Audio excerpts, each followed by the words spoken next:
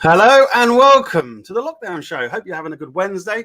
We've got a bit of an environmental show today. So we've got Ed Gemmell and Richard. So we've got Ed Gemmell from Scientists Europe, and we've got Richard from Aylesbury Wombles. How you doing, gentlemen? How's your days? All good, thank you. Ed, how's your day today? Fine. I'm getting a lot of feedback. 1 second. Oh, okay. That's not good, is it? Right. Well, you sort that out. Okay. Now I'm better. Yeah, you are better. Now, Richard, you're not very well because you've got the big C, haven't you? The coronavirus. I've got the COVID, Yeah. So, yeah. Sorry to hear that, but hopefully you'll be all right Get well today. soon. Yeah, very good. Thank you. How long have you had the symptoms? Since Saturday, but got diagnosed yesterday. Got the text message saying I was positive yesterday. I'm a bit short of breath, so sorry if I take deep breaths. I'm really quite short of breath, and I might cough. Yeah, okay. Well, look, we'll work with you, don't you worry. And, thank you for coming on to the show. Ed, again, with Scientists Warning, you've been working really hard, haven't you? And you've been updating to all the issues that's been happening recently with the 10-point plan coming from the government as well. So Today, yeah. We'll go through that quickly. Just to let everybody know, as basically Richard has pointed out, cases are going up. 1.4 million total cases so far. Obviously, death rate's going up. Sorry to all families that are affected by it. Hospital admissions up to nearly come to 200,000. So be safe out there, people. Try and keep yourself safe by wearing a mask and putting gloves on, and also just thinking about other people around you. So where do we begin? I think we'll begin with you, Ed. So what there was is you stood for candidate in High Wycombe, and you didn't win it, but I would say you done very well. I mean, covered the hustings, went over every, and thank you for alerting me to quite a few of them as well, even though they wouldn't let me in.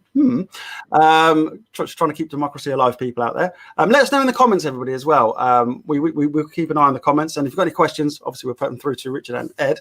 So you went for the candidacy, you didn't get it, but you changed. You actually changed, I think, the perception from all the candidates on about global warming issues. So, I mean, yes, it was a fantastic experience, and I think vital. And I'd encourage many, many other people to do it. Yeah, so stood as a general election candidate in Wycombe last year, stood against Steve Baker, the incumbent, who historically may have been seen almost as a climate denier. And I had only one policy: to reverse climate change. So started the campaign with a singular policy. I went door to door, meeting people. Probably met 1,000 to 1,500 residents. Almost to a man, they're worried about climate change. There were many criticisms, let's say, of Extinction Rebellion, but in a second breath, everybody would say how worried they were about climate change, which to some extent vindicates Extinction Rebellion anyway, in the sense they're getting the message across. And then at all the hustings, I consistently put the point over of we have a massive climate emergency. We have to act now on scale only seen in World War II, where when Hitler reached the beaches of Normandy, we effectively put 50% of our GDP into trying to deal with the issue, moved our industrial capacity over to deal with the issue in enormous amounts. And we haven't done that for climate change. But we've seen again with COVID that we can do that if we need to. As the general election progressed, we moved from me very much being somebody that everybody else thought was a bit odd, being there only working on climate change, to being somebody that everybody referred to on climate change. And I was very gratified that Steve Baker, when he did his thank you address in front of the cameras, said, thank you to everybody for voting for me. And I have to say that we're all now environmentalists. And then he thanked myself and the Green candidate for standing, which is fantastic. So we've got to, keep encouraging Steve and make sure he follows through on this and starts working enormously on the environment and on climate change. I wasn't aware he did that, so that was really nice. I mean, making people change their attitude towards it. I mean, you refer to Extinction Rebellion, then they do get a bit of a bad press, don't they? From what I see. I agree. I mean, I'm not Extinction Rebellion. I do agree with them that we need a enormously more aggressive net zero target, 2025, 2030, possibly as an outside, in order to save us from the massive environmental tsunami that is coming. But Extinction Rebellion are not everybody's cup of tea, but they go out there to make sure that climate change is in the front of people's minds, that people are talking about it, and they're not out there trying to make friends for themselves. So to some extent, hats off with them. They're actually achieving what they want to achieve. So you do kind of like work with them. You communicate quite a lot, don't you? Communicate a lot with them. Is currently Extinction Rebellion, I don't think, are doing so much anyway. I mean, when Extinction Rebellion were on their rebellion in London, I went up and did 2 talks in front of a lot of Extinction Rebellion, one in front of the BBC where I talked to them. I was talking about the scientist warnings to let them know about them. But yes, I mean, that would be probably my main contact with Extinction Rebellion, is trying to support in that way. I've often offered to go on a show or a radio broadcast to talk about Extinction Rebellion with somebody from them, as I am, sympathetic to the aims, even though I'm not one myself. Okay. So, I mean, you do a lot standing in front of a camera. You work with FBL when you've done your No Disposable Cup day, which was, I got to admit, amazing that you did that. So, Parliament, obviously, I mean, 20,000. We'll be doing it again. So it's planned again for the 4th of October next year. Okay. So it's already in the International Awareness Days calendar. So I just write that down in my diary. And you're going to be contacting me to help you broadcast that again. Absolutely. I mean, 20,000 names. I mean, that was a long day. That was a long day, wasn't it? Yes, it was. Yes. So I mean, the context of that for everybody is, I'm not an active climate campaigner for an extremely long period. I went through an ecological conversion, quite specifically in June last year. And ecological conversion was partly sparked off by a number of people, David Attenborough being one of them, the Pope, Greta Thunberg being others. But the real change was actually reading the world scientists' warnings to humanity. So in 1992, the world scientists issued their first warning to humanity, saying that humanity was on a collision course with the biosphere and recommending how we should change. And that was signed at the time by 1,700 scientists, including more than half the Nobel Prize winners in science at the time. We didn't do anything, at least humanity didn't do anything. And by 25 years later on, the world scientists issued another warning to humanity, again, telling us what we had to do, that it was now urgent and that we hadn't done what we'd been asked to do before. And that was signed by more than 20,000 scientists.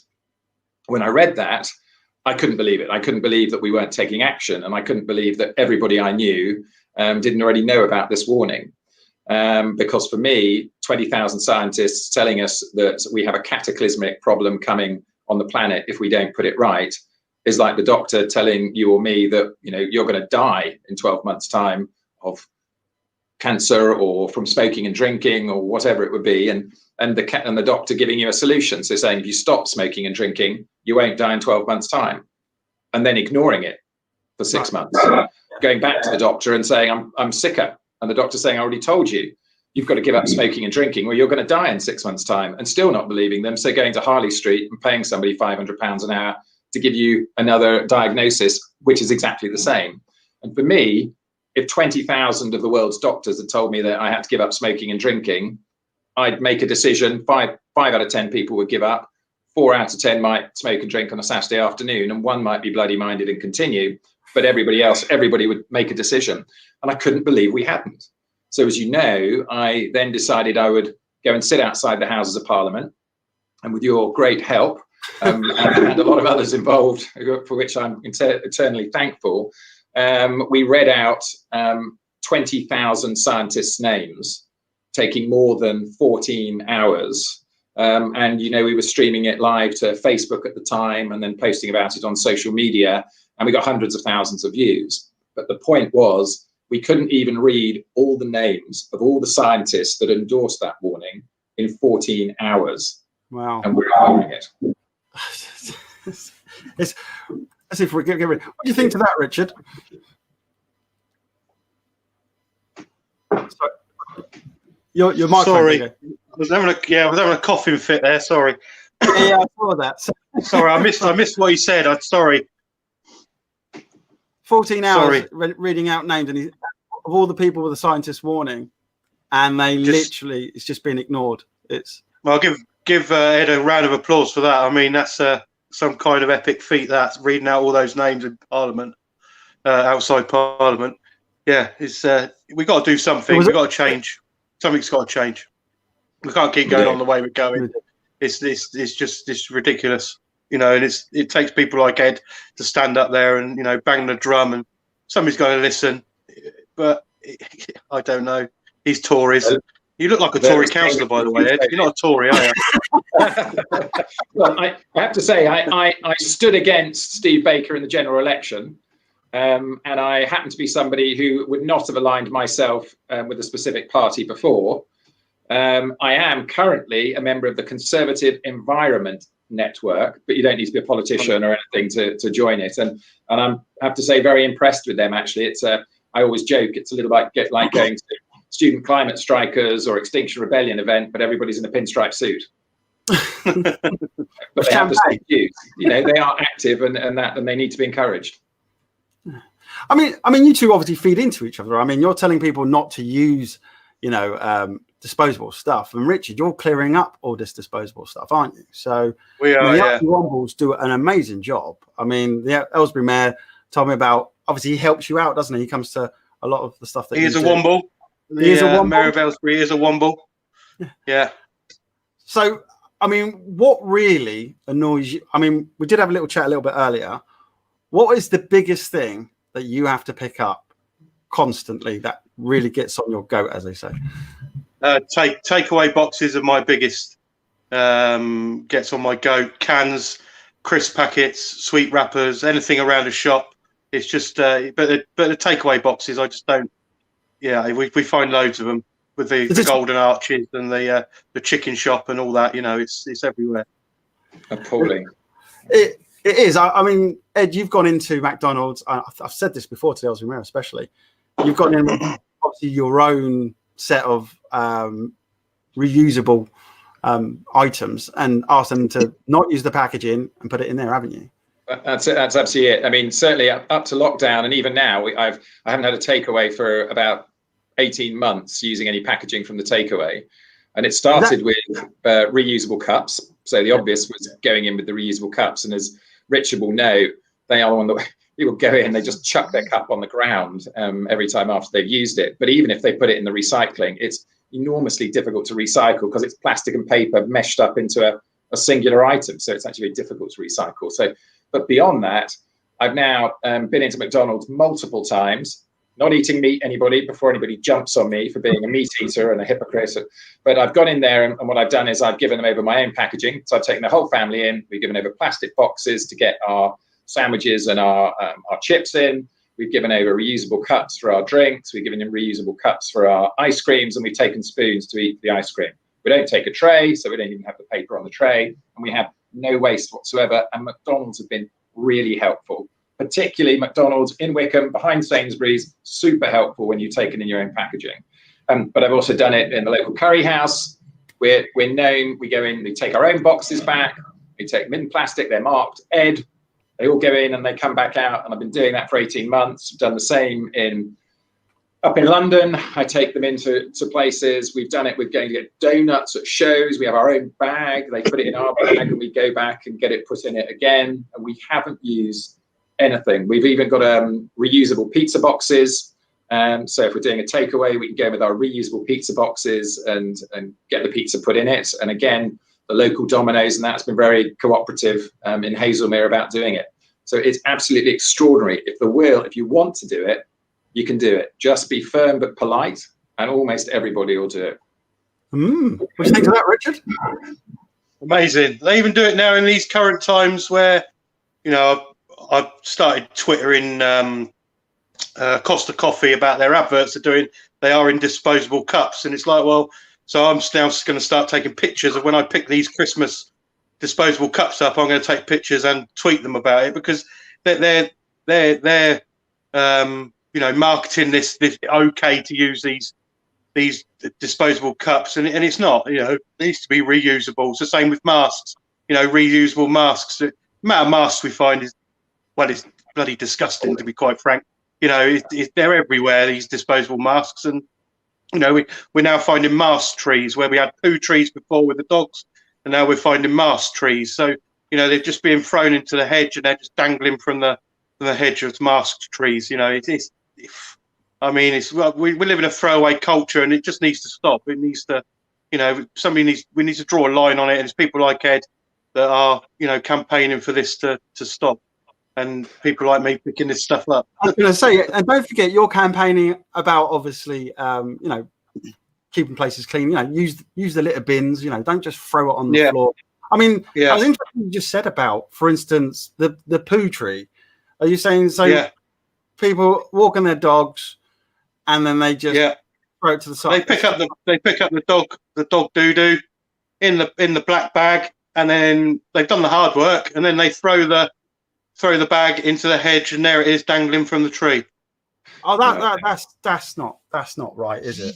Look, if you walk your dog, please, you know, use the bins or take it home. You know, that's there's a health thing there, and I always think about things. I mean, I've got cats, and we've got cat trays here, so that the cats, if they do go out, obviously cats do what they do, and they, like me, I'm a Leo the lion. So, but you know, we've just lost Richard. I'm sure he'll be back in a minute. Maybe coughing.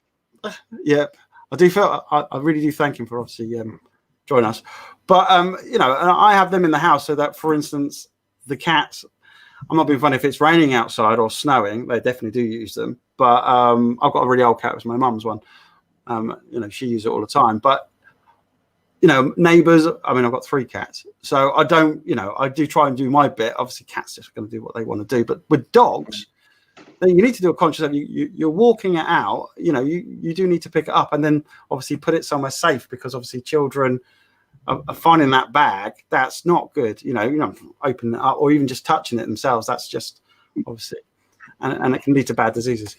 All right. Okay. Right. I think I banged on enough about that. So a brilliant job, Richard, by the way. We need a lot more Wombles and a lot more places in Bucks. Well, thank you very much. What I'm going to do, if you give me 1 second, gentlemen, let's just skip across to how you can actually join Aylesbury Wombles. You're on Facebook, aren't you, Richard? So I'll just bring it up. We're on Facebook, we're on Twitter, and we're on Instagram as well. Oh, there we go. Yes, I forgot about the Instagram. I'll have to put a link into the titles for you for that. But yeah, I mean, there's a lot here, and later on there was a couple of questions that you'll find the answers if you go to their Facebook page. As you can see, here's all the people who help out, and few questions that might pop up. Look, that's an interesting one there, isn't it, about crisp packets?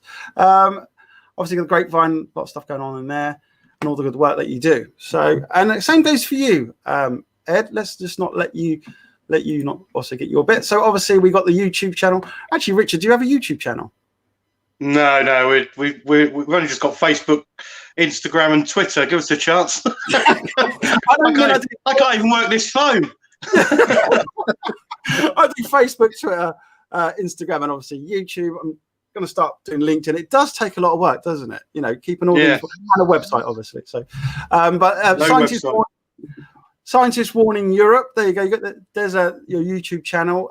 Can be a bit tricky at the moment, Ed, to find, but again, you will. You know, I'm sure once you upload a load more footage, that'll start to come through quite nicely. And just to tell people, I mean, this is the footage from, 10 days ago, we ran an 8-day program on the exact 1 year prior to COP26, which will happen in Glasgow. So the Conference of the Parties in Glasgow on climate change. And we wanted to mark the 1 year pre-anniversary. So we ran this pre-COP event called Planet in Crisis. We aimed to get 6 major talks on 6 major stressors mentioned in the scientists' climate emergency warning.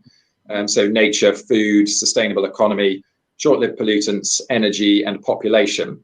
We ended up with 28 talks coming in, thousands of people tuning in to see us. We had people speaking from several from Africa, from Australia, from America, from Italy, and other places around the world. It was absolutely extraordinary, and we've uploaded almost all of the videos of all the talks, and you've got remarkable talks by Professor Phoebe Barnard, who's an incredible ecology professor, Professor Dave Goulson, Professor Peter Wadhams, who's 50 years of Arctic exploration and does a hard-hitting talk on the methane bomb that is a danger to us as one of the tipping points in global warming.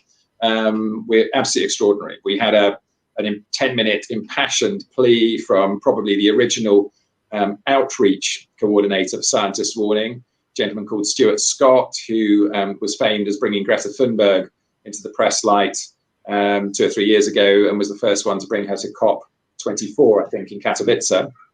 And he is sadly fighting a sort of losing battle against cancer, but he recorded a special address just for us as well for this conference. So it's really worth going in. But as you say, Martin, people are struggling to find it on YouTube. So maybe you could pop a link in on your page so people can find it more easily. Do you know what?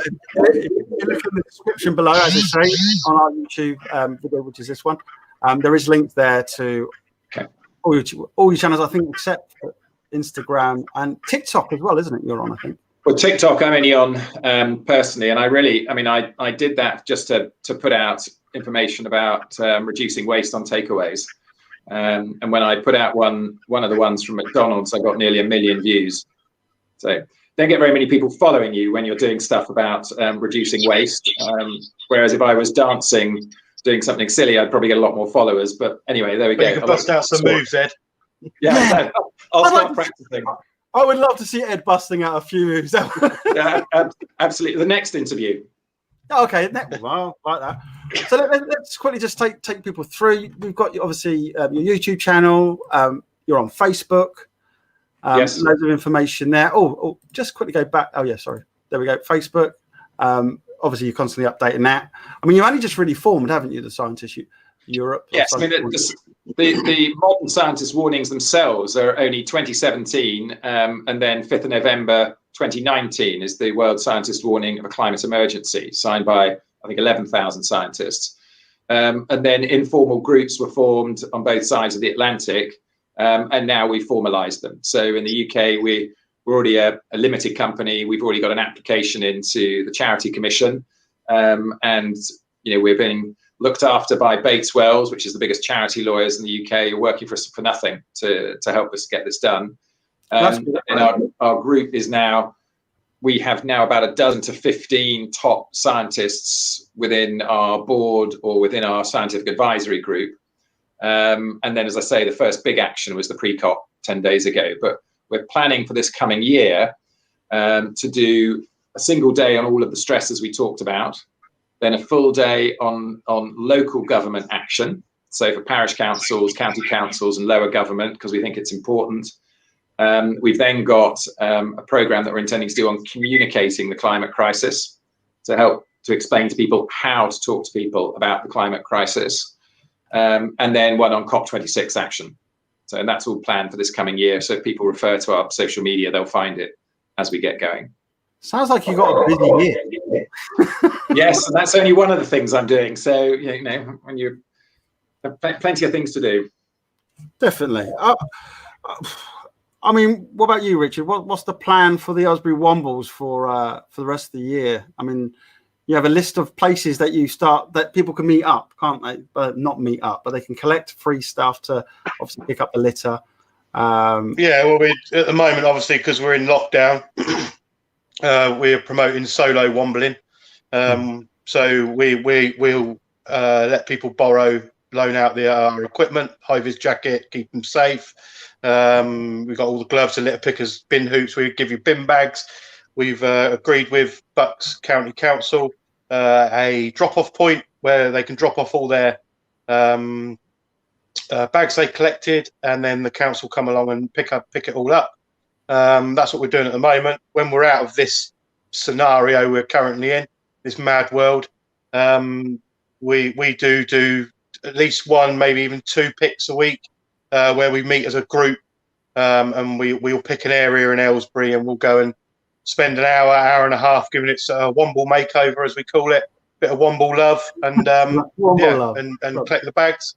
I think we're over 2,500 bags so far this year, wow. And that's with 11 weeks off for the national lockdown. That was 11 weeks with nothing, no solo wombling, no nothing. So we've done pretty well, you know. But the numbers have helped as well.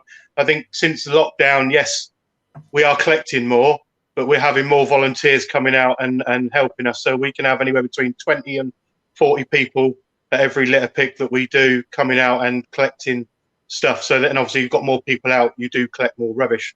But we are noticing that we are going to areas and noticing they are being a little bit cleaner, which is great because that means that we are making a bit of an impact.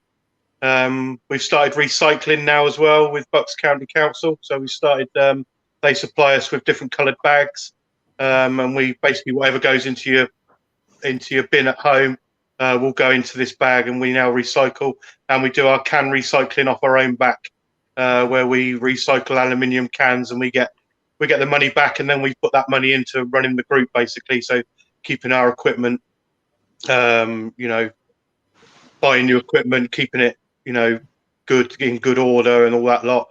The town council did help us out when we started up lending us their community kit, which obviously we've grown out of, and then since that they've actually brought us our own kit, which we've added to ourselves, but they initially gave us the bunk up, as it were. We're fully insured as well, so you know there's no worries. We got hand sanitizer, everything's sanitized. You know, we try and keep everything as safe as we possibly can. No, trust me, you don't want this COVID. It's horrible. Well, yeah, obviously, I can see that. But I mean, it was interesting you said there. Obviously, you outgrew what the Aylesbury Town Council gave you. So yeah. How quick has the Aylesbury Wombles grown? Because obviously, like saying about solo wombling as well. We'll cover that in a minute. But yeah. So we started in June last year, June 2019. It was actually my daughter's idea. Abigail, it was the Golden Arches cup on the floor when they were doing the Monopoly promotion. So we picked it up, pulled it off. We won an apple pie or something. It was like, oh, now what we're going to do with this cup? We can't just lob it back on the floor. We walk into the I'm going to admit it, walk into the pub, and so we went into the pub. We had a glass of Coke, obviously, and then as we were coming out, she asked the landlord for a bag, and then we picked up litter on the way home, filled this bag within 10 minutes, quite shocked about how much litter there was around, and then it sort of spawned from there. She was learning about environmental stuff at school. She said, oh, I wonder if we can get more people out, Dad. So we sort of started it up from there, really.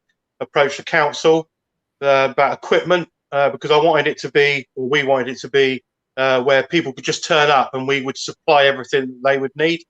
So the council lent us their community litter picking kit, and then that was 20 pieces of everything, and then we outgrew that, and then in July this year they gave us 50 of everything. But the high vis jackets now have got Aylesbury Wombles written on the back, and you know, so we're sort of branded up, as it were, if that makes sense. Yeah, no, it does. No, that must be something as well. I mean, I've looked at your obviously Facebook page, and I've seen obviously the photos and stuff that you're up there. And that must look really good that you started something back in 2019 with your daughter, and now it's expanded to obviously, you know, I mean, like 30 people out there. You know, all you Womblers. Oh, just dropped my pen. Oh, sorry. Pick that up in a second. So yeah, you've got 30 people just all going around, and obviously locals are, you know, residents are looking at this as well as you descend upon that area. I mean, you've covered what area have you covered so far in the last month? Where haven't we covered? I think it'll be easier to say. Really? We try and avoid the town centre. We don't go into the town centre because they have the council litter pickers there every day, and I don't want to do anybody out of a job. So you know, we avoid the town centre. So we tend to stick to the housing estates around the outskirts of Aylesbury that are within the Aylesbury town. But you know, the sort of South Court, Walton Court, Meadowcroft, Quarrendon, Elmhurst, the Coppice. You know, we Bendel Farm. They're type of areas we go to mainly. Which has been the worst area? I'm not going to say. It's not fair. Good. That's actually, do you know what? Good point. So, with solo wombling, let's quickly go into that before I digress to the next question. How do you go about that? So, literally, how do we you know, if I want I to try and make. I'm an easy fella, and I like to try and make things as easy as I possibly can, because nobody likes to do hard work, do they? Let's be honest. well, So I don't know. they just get in contact with us. You know, say that they want to borrow some equipment. I'll give them the address of Womble Towers. They come to Womble Towers, collect the stuff, fill a form in, so obviously we know who's got what, and then they go away. I'll give them the location of where the drop-off point is, and they have to book a time slot on a Sunday evening between 6 and 7, so we're not overcrowding in that area, and that's it pretty much. And they tell us where they've been and found out anything interesting. Take some photographs that we can use on our social media to promote it, and yeah, it seems to be sort of gathering a bit of strength now, so which is good. How many? It's really easy. How many Womblers do you have? How many, solo as well? We had 27, I think, out last weekend, but there's also people that are going out and probably not even telling us, so it's probably more than that. We had a nice Facebook post the other day from a guy in Stoke Mandeville who said that we've inspired him to go out with his kids, and so which is great to hear. We love to hear things like that. That we are, people don't necessarily have to join us, but we are doing our bit. Okay, let's get Ed in here for a second. So Ed, fancy being a Womble at some point? Oh, I'm there. Absolutely right. Come on, Ed. We need to get a Wombles group going in Hazelmere. We need some instruction. Oh, there we go. There's one in Marlow. I know there's one in Marlow. I mean, we do. There is a litter pick that's done, I think, twice a year, actually, locally anyway, but nothing like as comprehensive as what you're doing. Thank you, Ed. Yeah, no, it's we're like in the summer we were out. I mean, in August, I love stats. So, I'm a big football fan, so I love stats. In August, we collected 694 bags of litter just in those 31 days, which is quite staggering. And I mean, the appalling part of it is 3/4 of that probably could have been recycled if people had put it in the right place. Yeah. Well, within three weeks, was it 3 weeks? 20 days, I think, when we started our can appeal, we collected 131 kilos of aluminium cans. Oh, which is a lot of cans. Yeah, and it's great because aluminium is infinitely recyclable. So once you've got through the initial production process, which is probably similar in use of carbon for doing something like glass, it's then wildly better than all the rest of it, so long as you get it into the right recycling bins and that sort of stuff. Yeah. So that was you guys picking it up, or that's people bringing it to a place that you told them to bring it to? Well, I'd say 80% of it is litter picked, and then 20% will be people that are saving it at home for us because we're raising money to keep our equipment, fresh and new and stuff. So, 80% of it's picked up, and it's energy cans. Energy cans is just, it's phenomenal. The amount of energy cans we pick up, I don't know if I can say product names, the Monsters and the Red Bulls of this world. I mean, as far as I'm concerned, name and shame is one of the things. And let's get the information out there. Especially, energy can. That to me is more of a younger generation who mostly have them, I would say. So, is it quite a lot near schools or near shops, or what is it? It's near shops. Shops is the main one. I'm not here to have a pop at younger people because we have our own, arm of Womble teams, we call them. Right. So we have our 13 to 18-year-olds that go out, run by lovely lad Ryan. He's only 17 himself. He runs it, and we help them with everything. So they're underneath the Aylesbury Womble umbrella, as it were, but they are a teenage group that we've set up that are primarily for teenagers, because they do get bad press.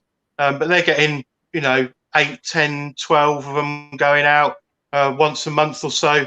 So they are, it's all organic. Start off small, and it will get bigger because that's what happened to the main group, as it were. So, yeah. And it gets the message across because they're going to go out and talk to their friends, and tell them about what they're doing, and friends will be influenced not to do it. I mean, I remembered actually when we were on one of the student climate strikes actually last year, and a big group of youths came around to be talked to, and one of the other sort of volunteers there said, I better come over and talk to them, because there was a lot of them. So there was a lot of teenage lads who initially were being quite jokey about the whole thing and all that sort of thing. And then once I started talking and going through it, most of them calmed down and stopped the sort of silliness. Yeah. Eventually, one of them, just to make his point, purposely dropped a plastic bottle right at my feet, just to the side while I was talking to somebody else. But actually giving credit to the others, within 30 seconds, another teenager had come and picked it up and taken it away to put in the bin. Right, okay. So that's the sort of influence that we all need from our peer group. Yeah, so, it does start with education. It is. People say to me, "Oh, we need more bins. We need bigger bins." And no. You've got to start off and educate people, and that's what it all comes down to. It's the education. When I was a kid, we had Keep Britain Tidy adverts on the telly, and I remember them, really well. The one I remember is a kid with a stick with the glass bottle on the wall. Went down, knocked the bottle off, smashed it on the floor. Then they cut themselves on the glass, and then the bloke was on the back of the bus, I think. And them things stick in your head. And I was watching them at 7 or 8. We don't have that anymore. We don't have the adverts. And that comes down to the government and the MPs and these Tory MPs. I tell you, they're hard work. They don't listen. The MP of Aylesbury, I've emailed him loads of times. Don't hear anything back. It's really frustrating. Who's this you contacting, Richard? Yeah, the local, the Aylesbury MP, Rob Butler, is it? Yeah. He wanted to come out with us, and I was like, no, mate, it ain't happening. I'm not having you out with having a photo opportunity. It's not happening. Stick with your Tory boys. Go out with your Tory mates. Tell him you'll let him come if he does it twice a week for the whole year. That's fine. Yeah. Show commitment. Yeah. It ain't gonna happen, though, is it? He ain't gonna come out on a Saturday. Yeah. Let's be fair. He is obviously an MP, so he's going to be busy. And I'm sticking up for him once a week or maybe once a month. I think that's. How often does the Aylesbury Mayor go out with you? He's a solo wombler. I bet put any money on it, he's out today. Any money. I've got to book another Aylesbury Mayor update, so I'm going to try and get him on the lockdown. You ask him. I bet he goes out at least once, twice a week. Easy. He loves it. Absolutely loves it. I've got to admit, from our shows, I can see that. Yeah, he's always. I love Mike. Mike's brilliant. Mike's brilliant. He's brilliant. And I thank Mike as well for doing the updates.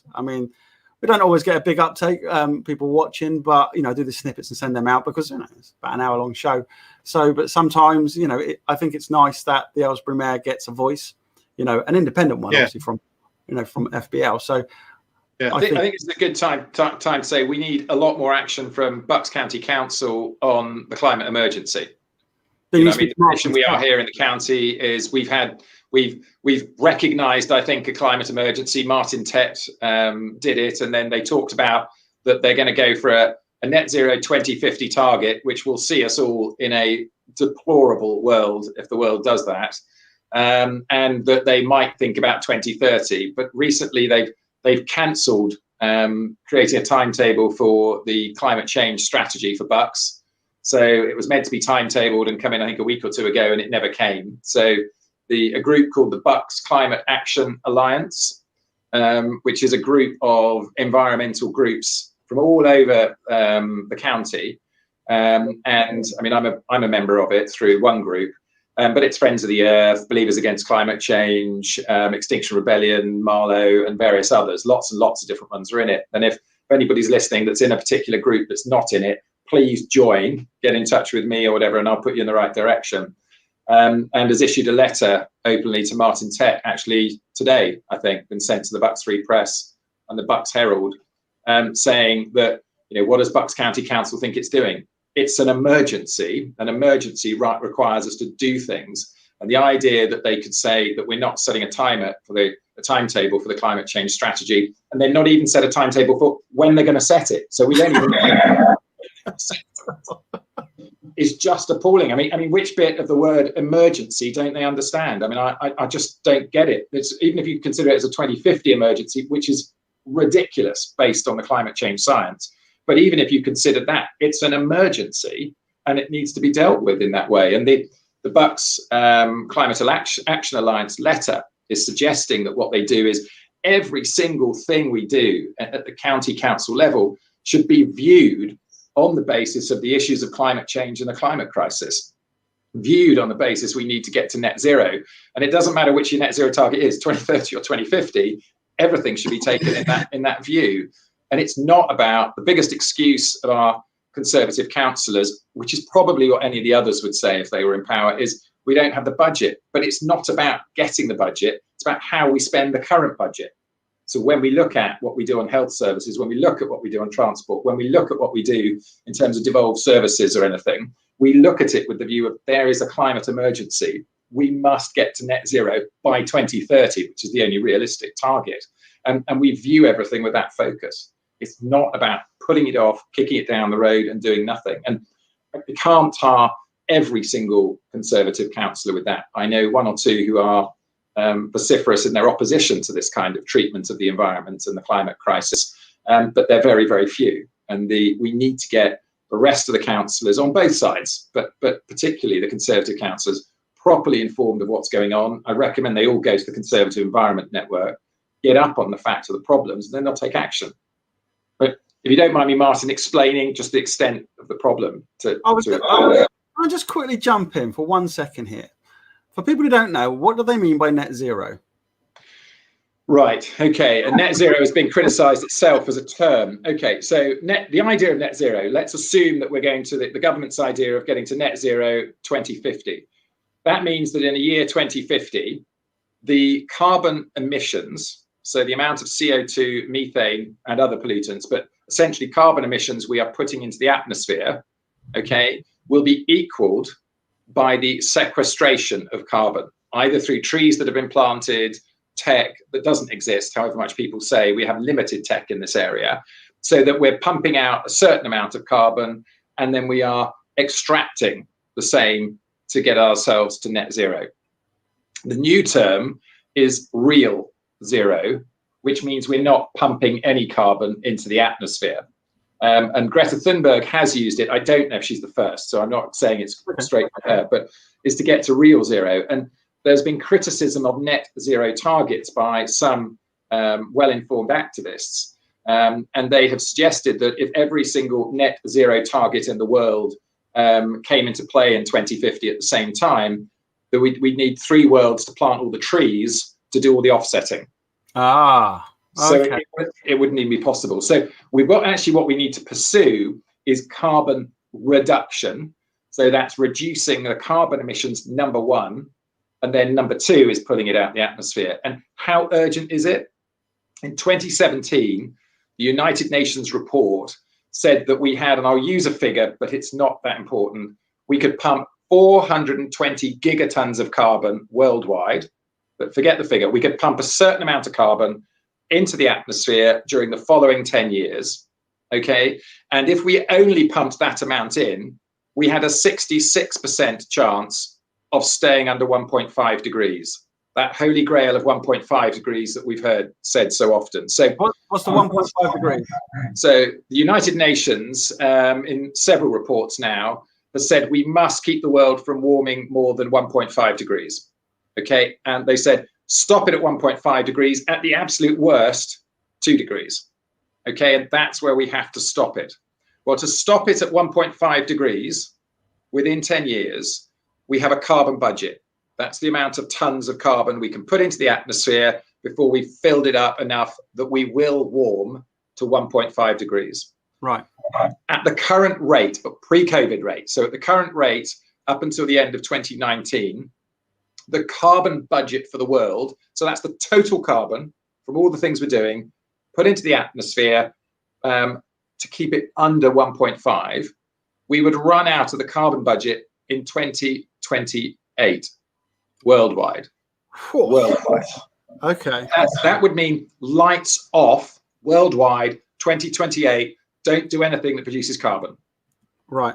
Okay, now, in the UK, because we are a much bigger polluter, or we pollute at a higher level than many other countries on a per capita basis, if we had a per capita basis, not taking into account that we live a richer lifestyle than most of the world, but just straight on a per capita basis, then we would have to turn our lights off in 2024.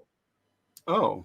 And from 2024, we are destroying the planet by pumping more carbon into the atmosphere. And we're making all those poorer places where the seas are going to rise, where it's going to get hotter, where there's going to be days where you can't even work outside, where there's going to be conflicts over drinking water, mass migrations. Those places will be more affected than we will be early on. But from 2024, our emissions are polluting the rest of the world. So 2050, net zero is a load of rubbish. And all the studies that have been said by top scientists, and Tim Jackson from Surrey University did one, 2030 is the absolute outside target. 2050 is rubbish. The idea that the government today said in 2030, we're going to stop the sale of new fossil fuel cars. That's just stopping the sale of new fossil fuel cars, not stopping us driving them. And that's only one tiny little thing in the battle. And that's happening in 2030. We are woefully off. And people, not people generally, I think the public have got it. The latest survey in Bucks says that 95% of us are worried about climate change. The latest survey of people in Buckinghamshire. And 70, I think it's 79 or 76, 79% state themselves to be very concerned about climate change. So the public have got it. Yeah. Politicians haven't. And that's why we need a lot more people to take action at a political level. But do you think the politicians do know it, but they don't really? Look, we all know that a lot of work is and a lot of money is spent in influencing MPs. So they know. I mean, remember the real statesman? I don't know. Let's get Richard back in here. You're right there, Richard. Coughing's over, yeah? Good. You okay, Richard? Yeah, I'm just having a coughing fit. I'm sorry. Okay. That's why I took you off. Thank you for take care of yourself now. Very much so. Please do. We need you wombling.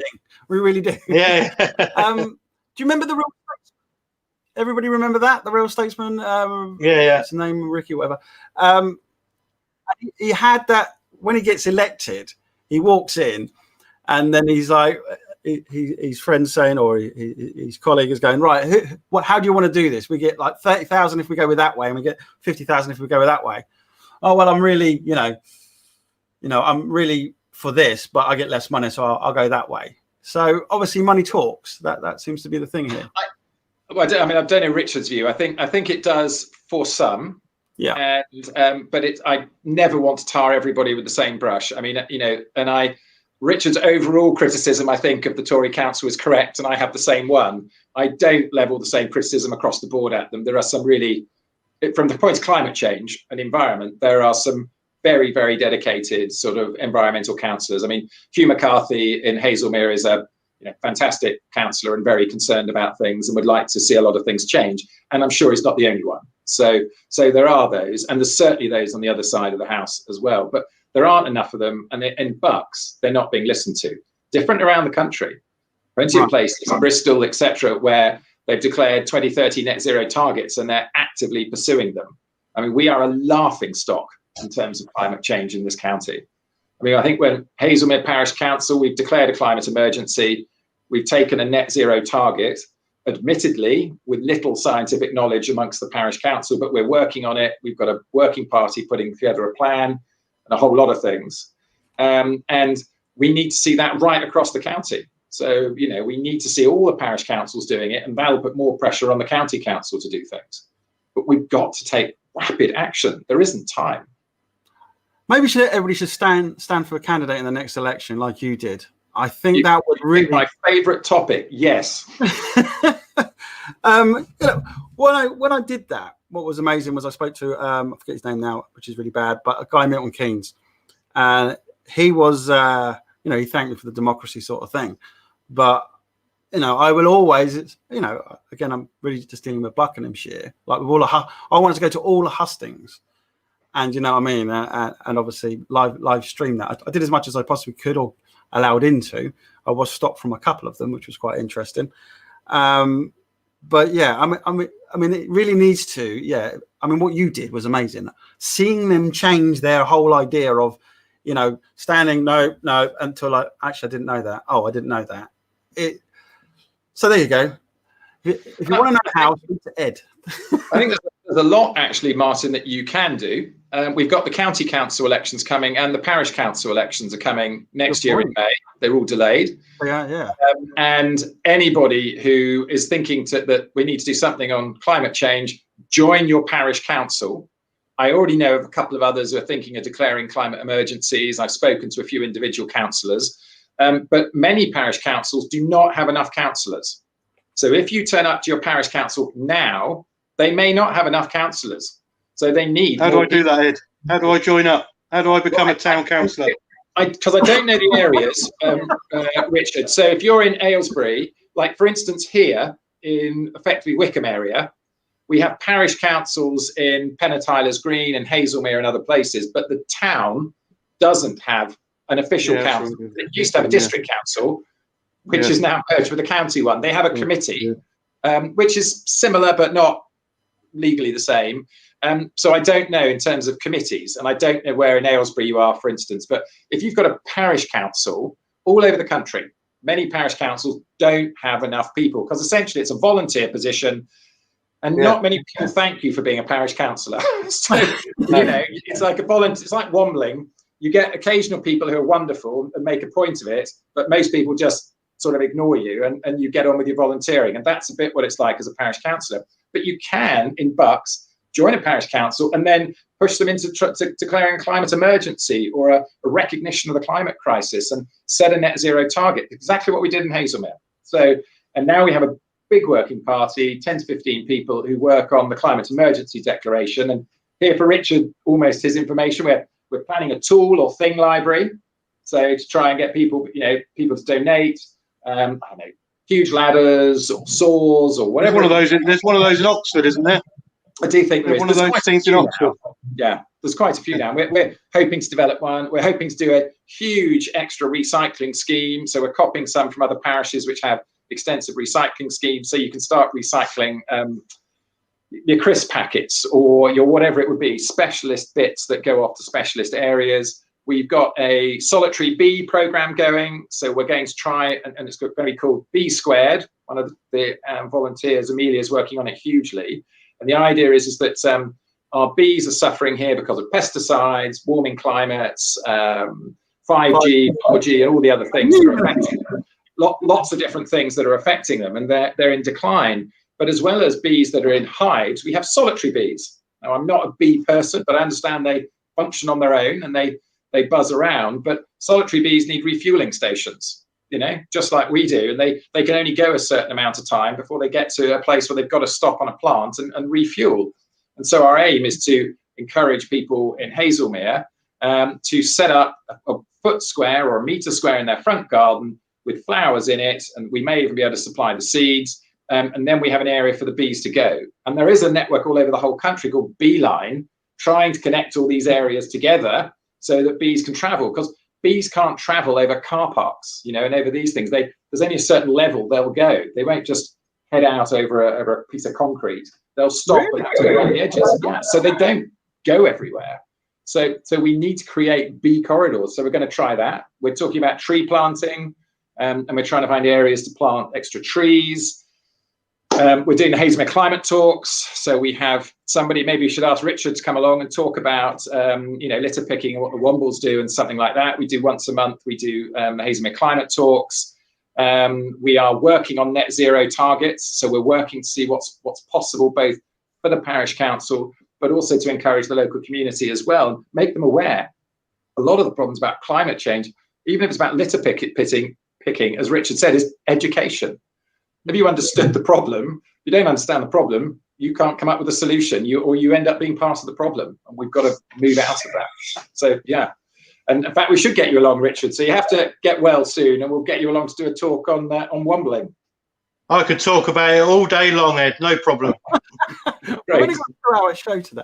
I just want to quickly throw in there, because obviously I was saying about the New Statesman and all the other stuff. So talking about action and MPs, I've been pushing hard. Now I'm going to say this, but I do get told off by a few people because I bang on about Centrevax. Okay, Centrevax is a private organisation or company who've developed, and I don't know if you know this, Richard, it's the 20-minute cure for COVID. It's on my YouTube channel. Please check out my YouTube channel, people. And obviously, let us know your comments if you want to ask any questions, obviously, to Ed or Richard at the moment. Literally, since March. So Jacob Glanville, Distributed Bio is the company, but they are also own Centrevax, and they've got this antibody therapeutic. Okay, so I do communicate with him direct. And I was saying to MP Greg Smith in regards to it, you know, let the guys know in the cabinet if you don't mind. And he said he would in the end, but whether he did or not, I don't know. Yeah, the funniest thing is it's been there, and it's been 97% effective against COVID, proven by the military government in the USA. So, Richard, how's that? A 20-minute cure. So now that you've been diagnosed, if you get really bad, yeah, you could go to the hospital. I'd love to get rid of it. Yeah, well, it's horrible. I mean, I hate to obviously worry you, but you know, I've done my research, been educated by a few people as well in regards to it. But the longer you have it, obviously, the recovery time. So the sooner you can take this therapeutic, which is like we were pushing. The government actually said okay to Regeneron, which, funny enough, is on the stock market. Now, I've been banging on since March in regards to this private, obviously, drug. This company that doesn't have shares, they don't want investors because they want to keep the cost of drugs down. So that, you know, and that's big. I mean, the pharmaceuticals out there are making billions of pounds of money. Yet he's finding it hard to even get grants to go for distribution. So I did ask him, would he sell it privately in the UK? Because the government passed very craftily and very cleverly a very quick consultancy document that went out to the public and literally had a week. You know, but before it all got out, I literally had 24 hours to kind of digest and probably put in a comment or two, which didn't have time in the end. But it's really weird how something like that and how it's just steered away. And again, this goes back to money. That, you know, what you've just said, Ed, with regards to get people as counsellors and actually start from the bottom up. Yeah. You know, and obviously Richard going along to you know the talks and everything and spreading, because obviously what you're doing is clearing up a mess that shouldn't really be there. Ed, you're trying to stop it from even happening. It's just like, I think that's amazing, actually. Start from the ground up and work your way up. But wow, right? Do you know what, gentlemen? I'm just going to stop you there for 1 second because there is a quiz I've got to do, and I'd like to do a halftime, if you don't mind, a quiz. Are we up for that?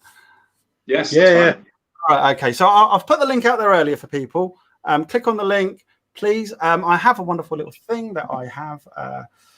I love this software. So give me 1 second while I put my very low scale little advert for my I can't find it now. Here it is. Right, so give me 1 second.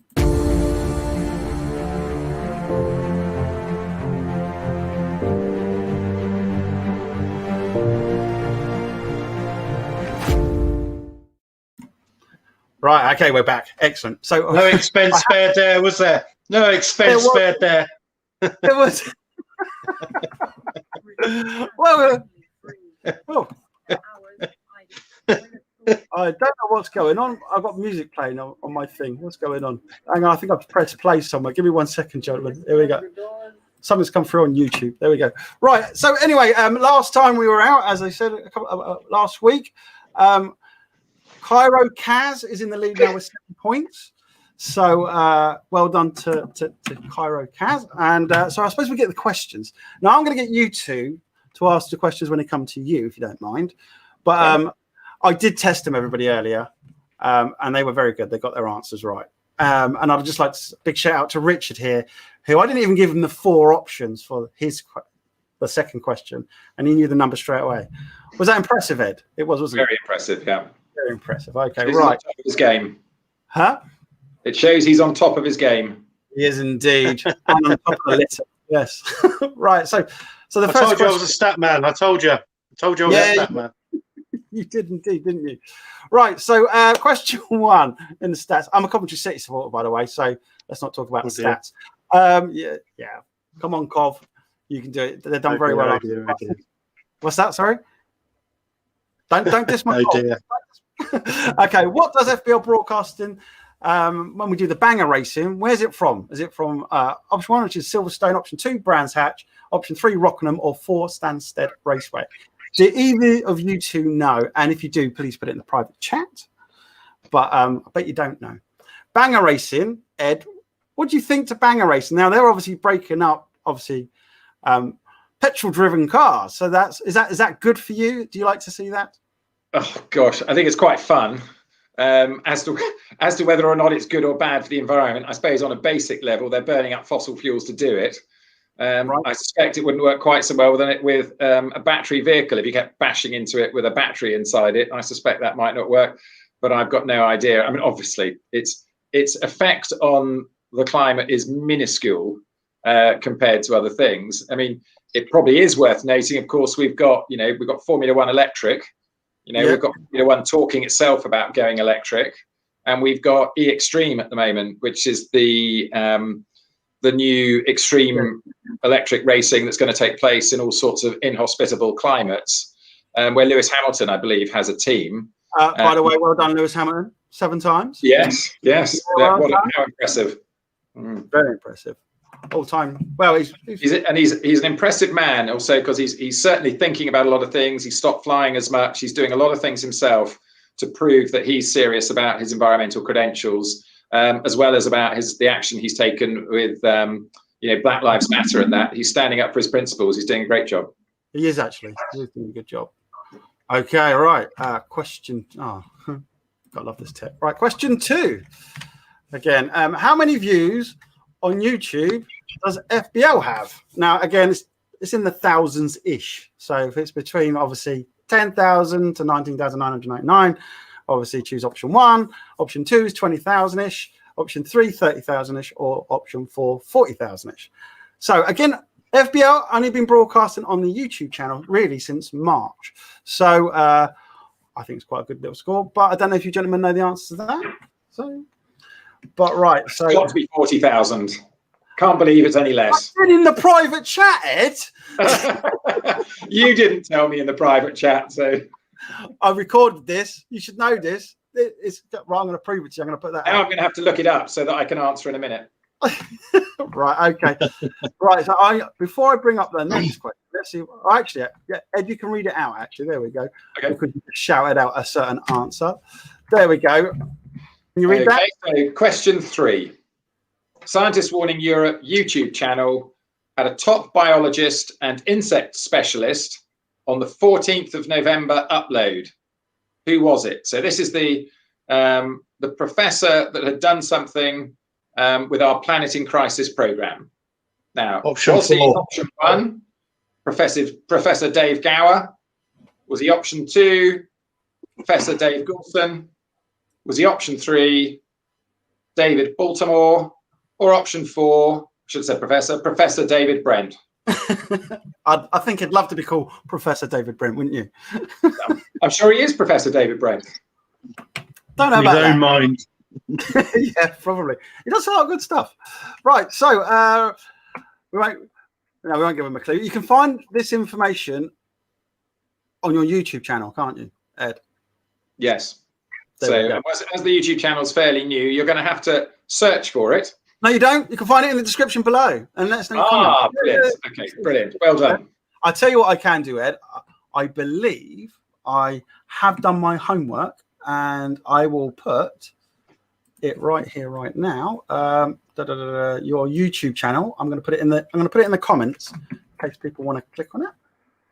So I've got to go to like different parts of the program to do it. There we go. It's now in the comments. Look at me, hey, using all the tech. Right, next question. Oh, okay, right. So question must be me. Question 5. On the Scientist Warning Europe webpage, who isn't part of the core team? So option 1, Bill Dowling.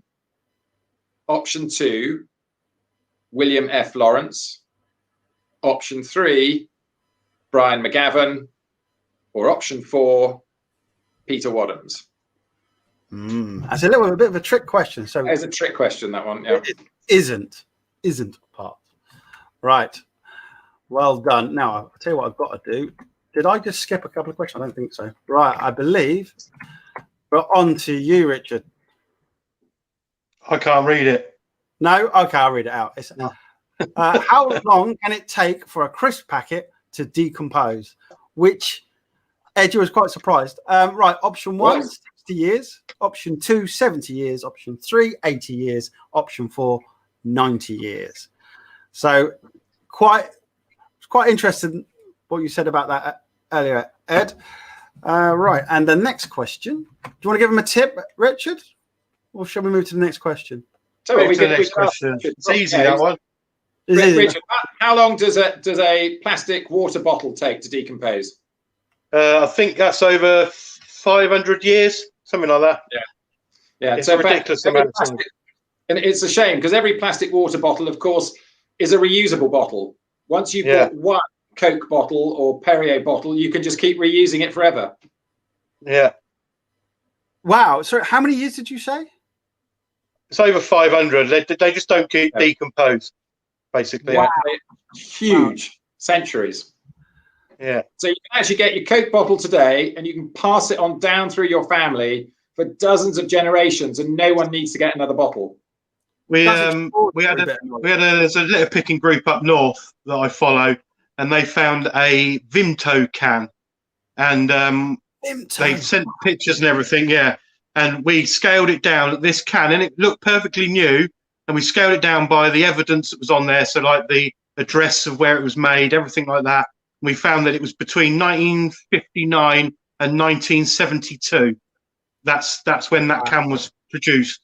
That's where we nailed it down to. So it was nearly over 50 years old, and it looked perfectly new. Wow. So yeah, there you go. Sorry. Go on. Have you still got a picture of that? Did you say, Richard? Yeah, it's not me. We didn't find it. It was. I'll try and find it out for you. But it was another litter picking group up north that I follow on Facebook. I'll reshare that on my channels. That's quite extraordinary. That is. That's I like to give the examples to people. You see, and obviously that's why we do these shows and stuff. Is just to highlight some of the things that it's like the cans. We found a can that was 1980s, and the reason why we found that is because of the ring pull on the top. So the ring pull was one of those ones where old-fashioned one where you pulled the ring pull and it actually all came away from it. I don't know if you remember them. On soft drinks, they stopped in 1989 and went to what they are now, and on beer cans they were in 1990. So if you find a can like that, it's pre-1989. Wow, do you know? I didn't even think about that. About the, obviously the pull off tab. Yeah, cool, blimey. I'm full of rubbish. I'm full of rubbish things. Don't worry. So am I. So I do a show. Coffee Wombler. I put Womber. Sorry. Kofi, as in Kofi Annan. Kofi. Okay. Coffee. Yeah, he's our peacemaker. All right. Okay. As in Kofi Annan, the UN peacekeeper. So the UN peacekeeper? Yeah, as in Kofi Annan. We call him Kofi because he's a peacemaker. He goes and works with supermarkets and things like that, and he's a lot better at it than me. So he does that. You had an issue with Tesco's, didn't you? As in they wouldn't let you on site. But that's all got sorted now. Thank you, Tesco's, for allowing me. We sent Kofi in. Kofi went and sorted it. We're currently working with Sainsbury's. We're having a bit of issue with, and Owley. We're having an issue with. B&Q, we've worked with those. They were no problem at all. B&Q, to be fair. B&Q, no problem. We'll work with you. No worries at all. But yeah, we're trying to work with big businesses within the town as well. Okay, we'll come back to that. I've got a couple of questions about what that is with collecting. Right. Okay, let me just do the question. Kofi. Wombler has worked out that 416 kilograms in cans is approximately option 1, 29,120 cans, option 2, 30,132 cans, option 3, 30,865 cans, and option 4, which is 35,222. Right, I think that's the end of my questions. I didn't do any more. Maybe next time I should get you to do some questions yourself as well. I believe, let me just double check. Yep, I thought as much. That was the end. Right. I won't do the title sequence again because Richard will rip me apart about it. There we go. So hopefully you got that all. Again, look on in the comments. It is on there for the link. And gentlemen, when do you think I should close down the chances of them being able to enter? I did Aylesbury Eco Shop last week. They're giving away as part of the quiz, which is a reusable makeup remover. So it's about £8 worth. I'm asking other companies also to donate to the quiz. So if they come onto the show, so whoever wins this this league at the end of lockdown will get all those prizes. But Aylesbury Eco Shop, again, amazing last week. Please go and check that out on our YouTube channel, because what they do there on, they're down to zero waste. I don't know if you know about them, Richard. I have heard about them. But again, Deanna there and her family, amazing, and big claps to them. Hats off. I've got to get hats off to them. I mean, we're going to pop in there, and Carol won a prize from them last week as well in regards to when she was on the show. Right, just quickly to go back to, what's the issues, Richard, that you're getting with Sainsbury's and Aldi or Aldi? It's around their car parks and the state of their car parks. So it's like I do it on Twitter through my personal account, not through, because I don't look after the Wombles account. Somebody else does that. So I did it through my personal account, where we went into Sainsbury's and somebody informed me and said, there's some fly tipping in there, Richard. We need to get it sorted. So I'm like, okay, leave it with me. So I went in, took some photographs, tweeted it. Is that the right term? Tweeted it to them. And they take ages to come back. And then I just start losing my rag a little bit and start getting a bit sarcastic. And basically I ask them what their procedures are on litter picking. Never had anything back for one of those. And I'll see if I can get it removed. I also offer our services and say we'll come down there and do it, as long as they dispose of the rubbish that we collect. So obviously, it's private land. Well, it's private land. So, but the hardest thing I have is disposing of what we collect. So we work with Bucks County Council, and they collect what we get, but we can't take it off of private land. So if it comes on private land, we have to get the landowner to dispose of it. And then this is where, I tell you, it's amazing what pieces of land people own and what they don't own, and it's quite staggering, really. It's like Tesco's Tring Road in Aylesbury. They own a road that runs up the side. It used to be a service road, but at the top of that road, they've built houses and flats and stuff.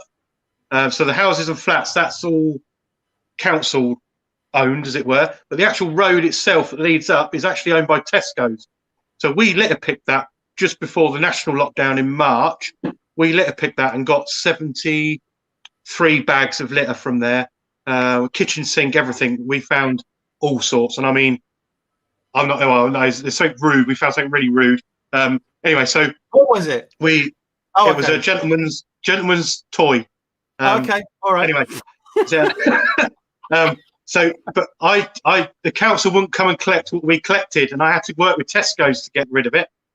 But in the end, this road, and in the end, the council come and collected it for me, because I said, look, I can't get Tesco's to do it.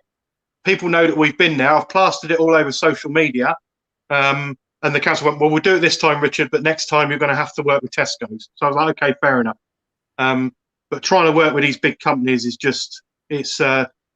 So we got Kofi now.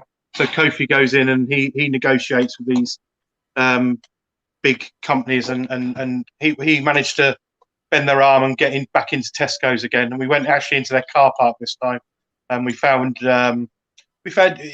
quite staggering bottles of water, mineral water, 2 litre bottles full, not even empty, thrown in the hedge. I think we had 23 bottles like that, all in one place. I can't even say why they were there. Your guess is as good as mine. It's just completely madness. Is that it, do you reckon? They just left it? I don't know. Do you know what? I don't know. They were in the hedge. They were thrown into the hedge. It wasn't as if they were put, by the car parking space. They were actually thrown into the hedge, and they were full bottles. 4 bottles, 2 litre water, about 24 of them, something like that. It's quite staggering. We found electric drill, the mask trees. I mean, masks everywhere. But we went in and cleared, I think it was 69 bags the last time we went into Tesco. But Sainsbury's are causing us a problem, and Aldi at the moment is my big bugbear. And because I can't go out, I'm self-isolating by law. I'm not allowed out my front door. I can't go to Aldi to find out whether they've cleared it all yet. So if somebody can go up there, up to Cambridge Street, Aldi, and take a picture of just between where you enter into the car park and the pizza shop, there's a piece of land there. It's, I don't know, 5 meters by 5 meters. They've cut the tree down. We went there in August, and in half an hour, 3 of us cleared 10 bags. There's a bin there that I've asked to be removed, a council, a green bin, a household waste bin that's just overflowing. So people are using it, but then there's nobody emptying it. So the council are going to get rid of that for me. But I'm trying to get this land cleared. I've offered my services to them. They basically said the area manager is sorting it. But that was last week, and I know I can't go out to go and have a look to see whether it's been done. If it hasn't been done, then I need pictures so I can get onto them again. I just want to be a thorn in their side, basically. And I've offered to go up there myself and clear it for them as long as they dispose of the rubbish. I've even threatened to go up there and clear it and then put the bags in front of the entrance so nobody can get in the shop. But I think that might be a bit of a daft thing now. I've broadcast that on Facebook. It's probably a bit of a daft thing to do. Well, you wouldn't do it, but miraculously they just appeared. Do you know what would be quite funny is actually, again, it's private land. Actually, if somebody did go out there and do that, put them there. Yeah. Obviously, But it's like these retail parks is a big one as well. So like the Broadfields Retail Park, I can't find the owner of that land. It's a private equity company or a private company. Can't find it. It's like a housing estate, Kingsbrook, the new housing estate they're building. That's not owned by the council, so I can't go and litter pick there, even though residents of that have asked us to go up there and help them. Right. But trying to work with these developers is a nightmare. They just can you litter pick on a Thursday afternoon so we can collect it? No, I can't do that. I can collect it on a Saturday and Sunday. We're volunteers. We do it for nothing. We do it for the love, of making things look nicer and better and recycle and really clean up areas. No, you should go out on a Thursday afternoon and bloody do it, or sort something out to stop people from doing it. Do you get what I mean? So it gets a little bit frustrating. I can imagine. Let's bring Ed back in. Hi, Ed. So, what do you think to all that, Ed? What do I think about them making difficulties for picking up the litter? Yeah. Ridiculous. On the basis it's all being done for free by volunteers, should be making it as easy as possible, really. I think it'd be much nicer if they were spending a lot of time trying to inform all of their customers and everybody else that they shouldn't be dropping the litter in the first place. That would be great.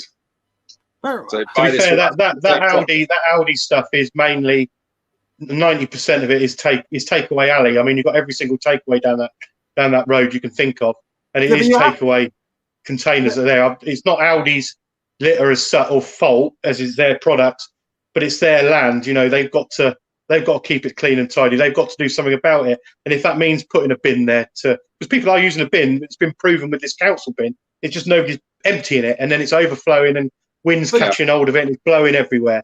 So it does need a bin there, but it needs Audi to put a bin there because Audi own that land. But why isn't the council picking it up then? I mean, because it's not outside anybody's house.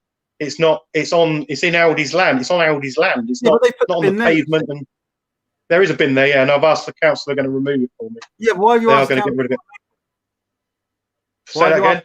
Why have you asked the council to remove it? If there's a bin because it's a council, it's a household bin. It's a household blue lidded recycling bin that I've got outside my front door. It's not a bin as such. It's not a public bin. Right. So obviously it's been nicked from somewhere, dragged down the road by some idiots, and they put it in there. And then people have seen a bin, put stuff into it. It's now overflowing. Nobody's emptying it because it's not being put out onto the roadside to be emptied. Right. Then blowing all over the place. That's the main issue, is that bin. And the council have agreed, and they're going to go and remove that bin. But I don't know whether that bin's been removed because obviously I'm self-isolated. Would you like me to pop up there and go and take some? Can you go and have a look for me? Would you mind? That I will do that for you. Yeah, I'm doing my bit because you've come on the show today. I'm going to go out there. Thank you. I'm myself right. I got to go to Audi Uptown, basically. Audi Uptown. Remember to cycle there so you don't put out any carbon at the same time. I'll walk. I might. You know what? If you're close enough to walk, even better. I'll tell you what I'm going to do. Here we go. I am going to get my bike out. I've been meaning to get it fixed. It's got a couple of punctures. So yeah, do you know what? I'll do that. What are you two doing to me? Look, teamwork. See, it's all about education. We're educating you. Martin, go online. The £50 scheme for getting your bike serviced has just been started again. Government's giving away £50 again now for people to get their bike serviced for free. So go online now. I registered about 2 days ago. I'm going to take my bike in that hasn't had a service for 10 years probably, and get it serviced. But take it in, get it serviced. Halfords and others are in it. To be fair, I do usually walk, but that's a good point. But again, my dad taught me from a young age how to fix my bike. So it's like, you know, you got to be, it's like a car. I mean, look, I drive a camper van, so that's not very good for the environment. But again, it allows me to have a mobile studio. And also it was given to me to help me do what FPL needs to be doing, especially for now and in the future. But it's a bike. Again, I do like cycling, so I need to actually get that. So now what you two, now you ganged up on me. I will fix the bike. I will cycle up there. Even if I tell you what, even if I can't fix it, I will walk up there, Richard. And is that okay by you, Ed? Yeah, that's great. Yeah. All right. So we'll take some pictures, Martin. Take some pictures, yeah? Pictures, send them to me. If I'm walking, I need ammo. Instagram to prove that I'm walking, Ed. All right? Yeah, that's exactly it. And then what I'll do, if I'm cycling, I won't, because I'll probably, when I was a young lad, I put mirrors on my bike because my parents were like, you know, what do you want for your birthday? I was like, oh, mirrors, because I had a racer. So I was fixing the mirror, and then I didn't see the car in front that was parked, and went on the, you know, just went over the handlebars on the right. So I've always learned that, you know, always keep your eyes on the road. So yeah, so there. Well, I'm going to got there, right? So what were we? I totally got off subject now. So what were we? What else were we talking about? Right. So I got to go up to Aldi. I've got to cycle or walk. I'd like to go, if you don't mind, quickly and go back to the 10-point plan that the government's just come out with, Ed, that you highlighted to me earlier. Again, people, I am very busy setting all these shows up, doing all the links, making things all right. So I don't always get to keep updated with everything. And I spend a lot of time at night till 3 o'clock in the morning trying to keep up with things. But Ed's nicely told me there's a 10-point plan. So would you quickly like to go over about that? Yeah, I mean, Boris Johnson, I mean, I haven't gone into the details of it. It's only what I've heard on the radio and in the press this morning. So I haven't had a chance to go into it in any detail. But Boris Johnson has brought in his 10-point plan for the green industrial revolution in the UK, part of this Build Back Better scheme, and allocated allegedly 12 billion to the 12-point plan. And that includes getting rid of or stopping the sale of new fossil-fueled cars in 2030. It includes bringing in individual nuclear reactors. It's about converting homes to have hydrogen. They've talked about getting one town in the UK to be completely dependent on hydrogen and get rid of fossil fuel heating by 2030. Woefully too late to protect us from climate change, but anyway, that's in it. But the 12 billion has been criticised by Labour and many others as, of course, being not 12 billion, but being 3 or 4 or 5 of new money. And the rest, of course, is money that they're just talking about, which was already allocated. But put it in perspective, the Independent Committee on Climate Change in the UK, led by Lord Deben, who's an ex-Conservative MP, and he, or that group, has said that we should be spending 30 billion a year for 30 years to get to 2050 net zero. And 2050 net zero, as we just talked about carbon budgets, is woefully too late. But the Committee on Climate Change, who do a great job, but are sort of naturally quite conservative in their projections, they're suggesting it's 30 billion a year for 30 years, and they're conservative, getting to 2050.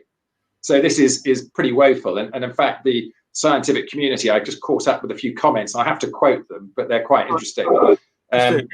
So Professor Kevin Anderson, who's from the Professor of Energy and Climate Change in Manchester University, his comments on the plan was the following: 5 years on from the 2015 Paris Climate Change Agreement, and the UK government's 10-point plan amounts to little more than a rhetorical flourish for which future generations will pay dearly. And there's a slightly funnier one, but even more worrying, from Professor Stuart Hazeldine, Professor of Carbon Capture at the University of Edinburgh.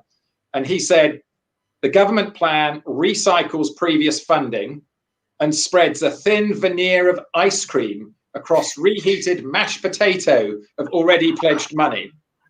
So you can see that the scientists who actually know about it, and they know it a lot more than me, are saying this is an absolute load of rubbish. Having said that, we must all always applaud every step forward.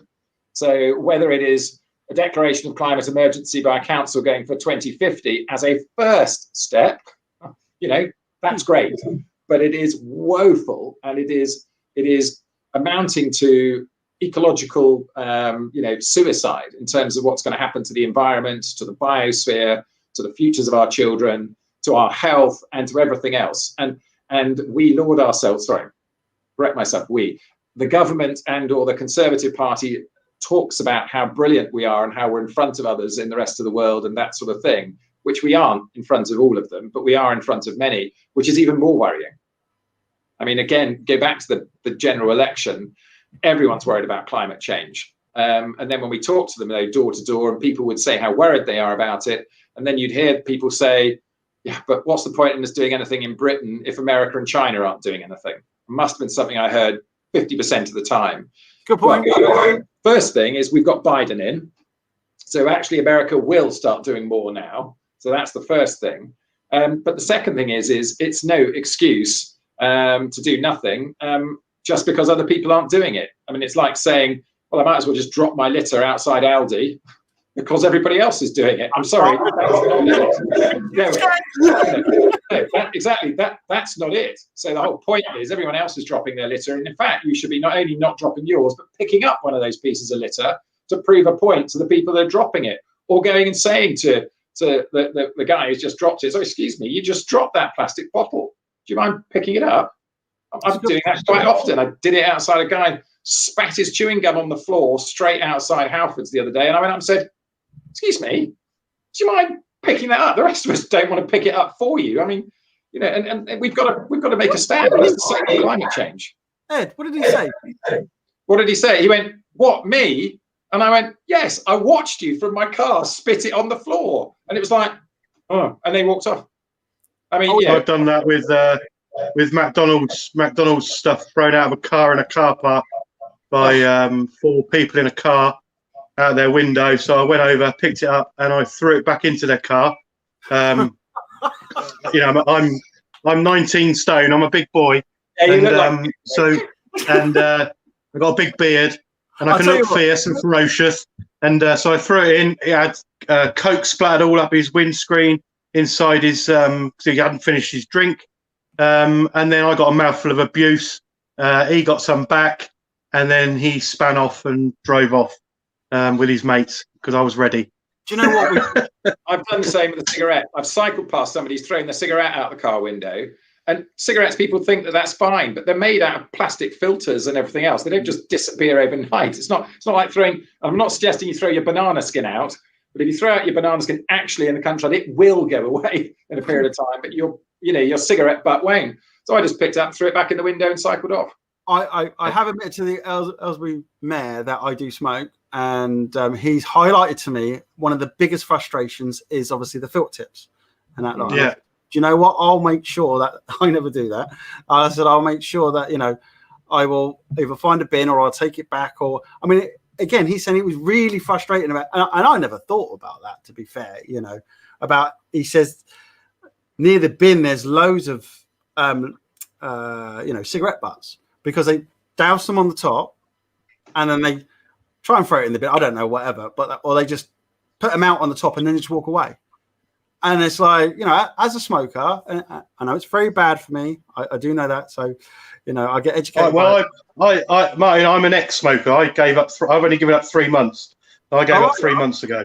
So I know what you're saying. Yeah. But you can buy ashtrays that you put in your pocket. Yeah, that's a good point, actually. You can buy ashtrays that you put in your pocket. Yeah, I mean, to me, I got a tin. I do rollies because Taylors are just really expensive. I just think they're expensive, yeah, very expensive. But also, they have a lot more chemicals in. To be fair, but the bit about in regards to, the Aylesbury saying about picking those up, and you can't use the gripper, so you've got to do it by hand. And I'm just thinking, right, let's try and educate people. So I'll admit stuff. Like for instance, like I smoke. I don't care if people have a go at me. Say, no, you shouldn't smoke. Whatever. I don't care. They want to say that. But it's a bit like if you do smoke, please make sure you either take it back and put it in the bin properly, or if you are using one of the bins that are obviously provided by the council or even private enterprise, make sure it goes into the right, you stub it out and then put it in the bin, and don't just throw it on the floor. So I'm educated. Take responsibility. I mean, people, we've got to stop consuming as much, but when you buy something, take responsibility for it for the period it's going to be on the planet. And talking about the plastic water bottle, that's 400, 500 years on the planet. So when you buy a new plastic water bottle, you've taken on a 500-year responsibility. That's yours for 500 years. And your responsibility is you either keep using it for 500 years or you put it in the recycling. There are only two options. And the worst is throw it on the floor, but you can't even put it in the bin. I mean, putting it in the bin is not enough. I think the figure is within 5 years, we run out, Richard may know, we've run out of space for our landfill in this country within about 5 years. And particularly now we can't export it to other countries. So we can't even put it in the bin. So you buy a plastic Coca-Cola bottle, that's yours for 500 years. And the only way you get out of that in our current thing is to put it in the recycling.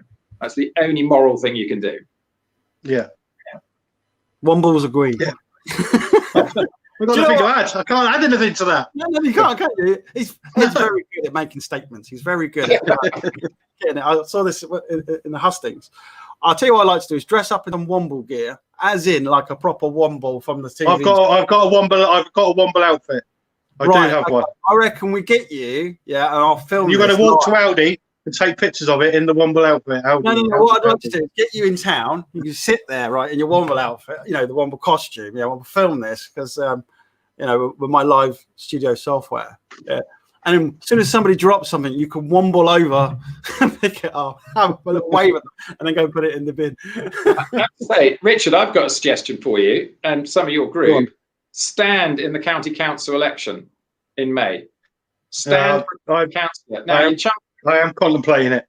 Right. Well, I'm going to stand. I'm standing in Hazelmere. I'm going to. Obviously, it's still 6 or 7 months away, but probably will stand in Hazelmere as an independent, only based on trying to reverse the climate crisis and for environmental issues. So just for the climate. And why don't you stand in Aylesbury, wherever you're based? If you don't win, you get 6 or 8 weeks to talk a lot about wombling and litter and the environment and push it continuously on people. And I mean, I'm talking about on the councillors and the other candidates. And if you get in, I'll join you and we'll have a big ruckus in the council hall, driving them to get some policies in place that'll actually protect us. Sounds wonderful, Ed. Sounds absolutely wonderful. See what happens when you come on the FBL lockdown show. You start to build up Well, and we should encourage everybody else. So, look, people should be standing in that when those elections come around for parish councils as well, but particularly the county council, everyone should stand who's got an issue with the environment and the climate crisis, because we have run out of time.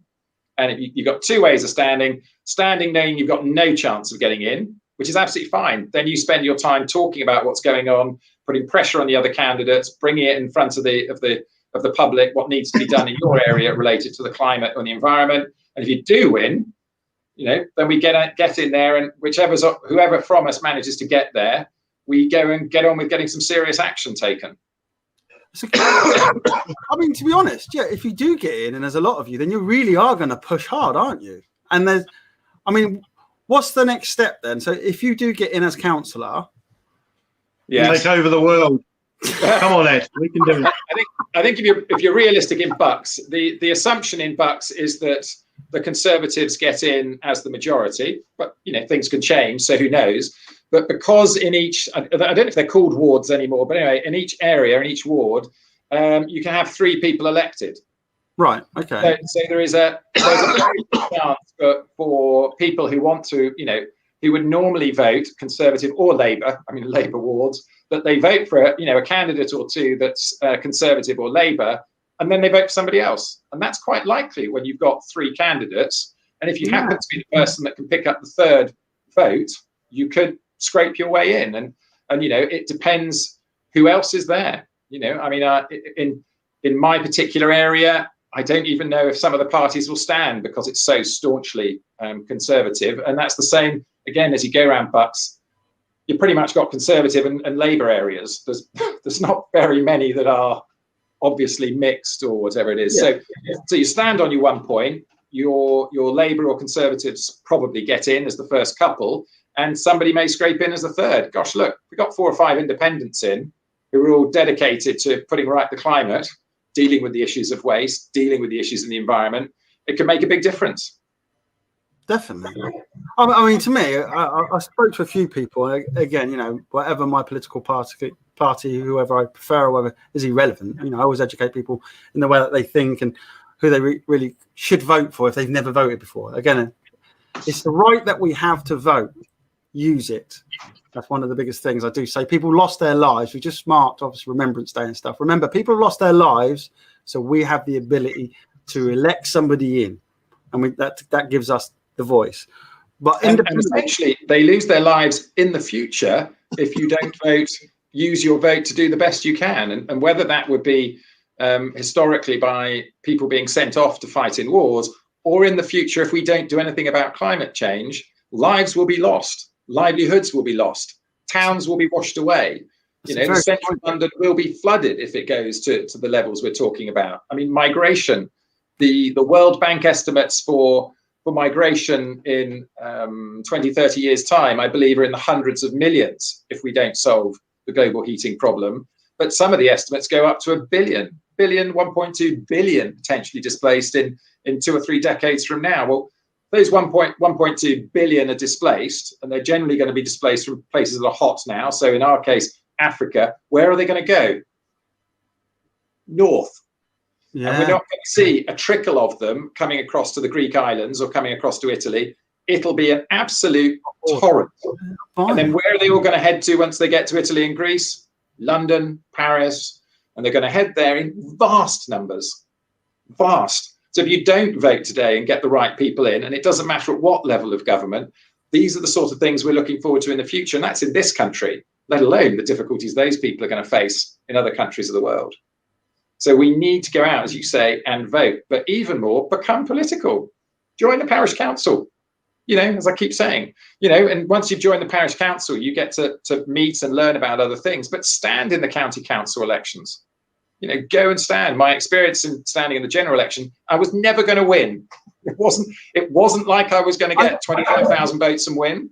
You had worried, though. You really did. Honestly, because the point is every vote that you took away from them meant that they had less, there wasn't that majority that they would have. So again, and you, to be honest, the way you stood up there and you did everything, the way you spoke, the way you delivered, the way you made people change their ideas, it was like, oh, this could be interesting. I think you're being very kind, but I think if we look in the future, and I add to this Richard and everybody else who's active in this area, the tailwind is now behind those who are trying to sort out climate change and the climate crisis.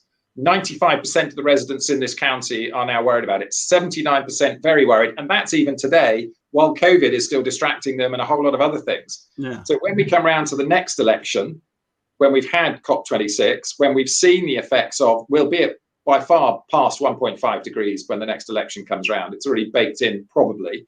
But anyway, it's very scary. So the wildfires in Australia, the floods in Yorkshire, all these other issues, potentially already the trickle turning into more people and migration. It is likely by the next election that we will see these things getting worse. And as we see those things getting worse, we see the awareness rising. Then I don't know what I got. Was it 250 votes in the election? But if it comes to the election, if there's somebody like me standing in every single constituency, and every time they're getting 2,500 votes, and then a Green Party person's also getting a few thousand votes, and suddenly the Conservative Labour thing starts to be decided by who's standing against them. Yeah. Who's taking votes away from the two main parties. Well, one of the things I will do on the next election is get around more hustings.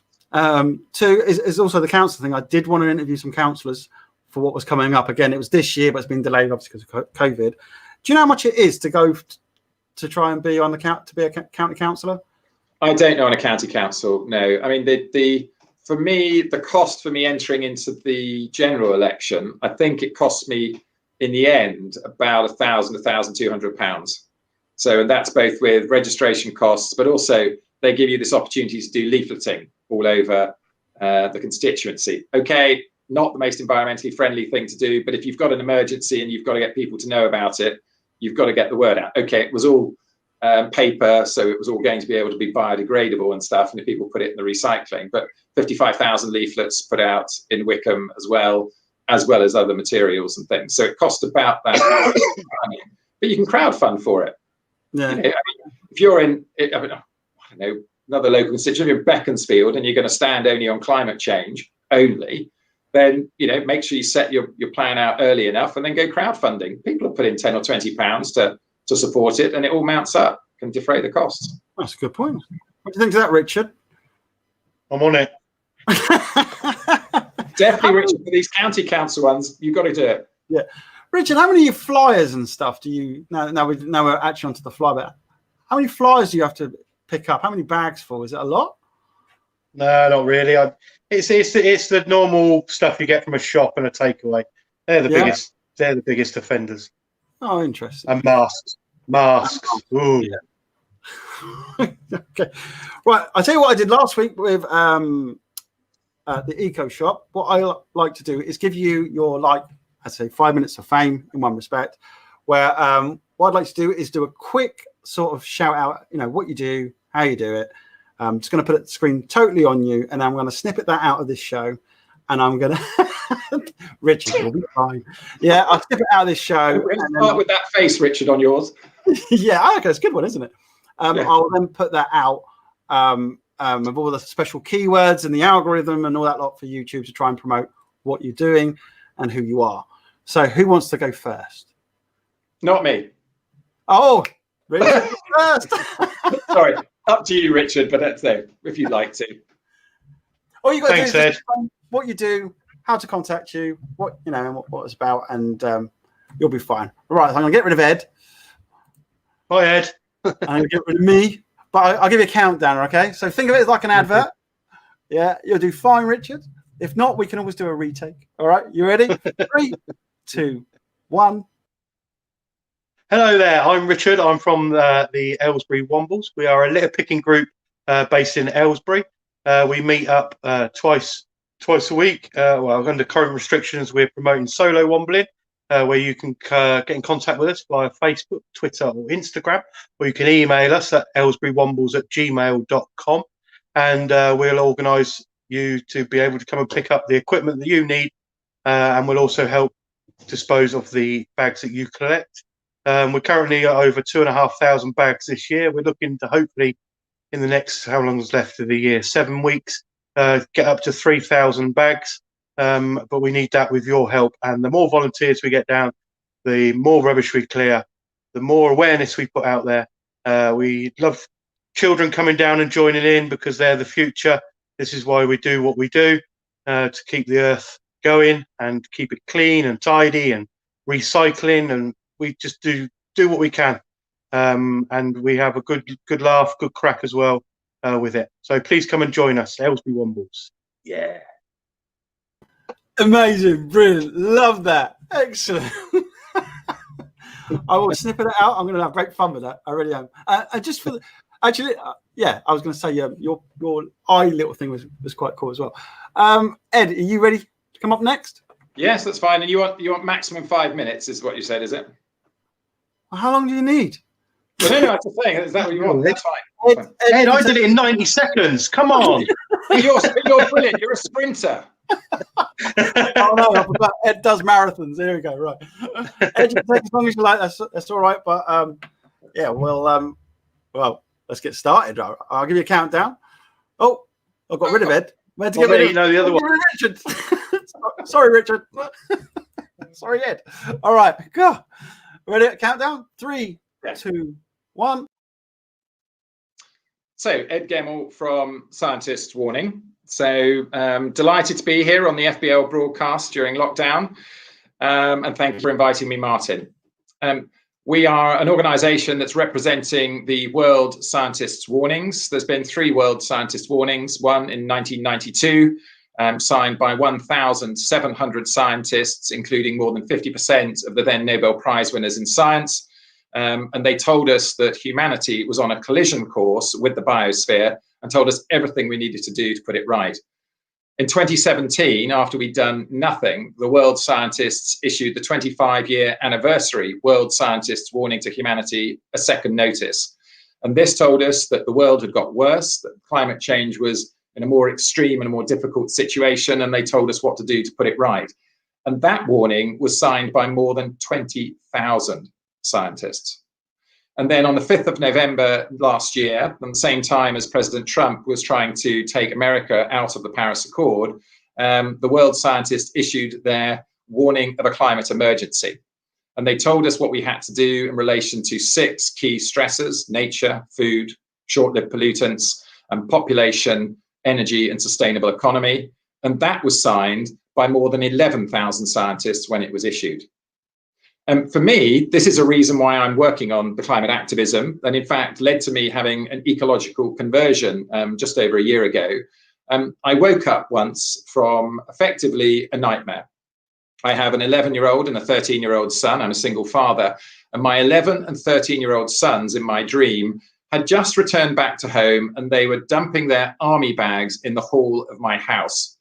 And they walked into the room where I was sitting, having my cup of tea, in their army khakis.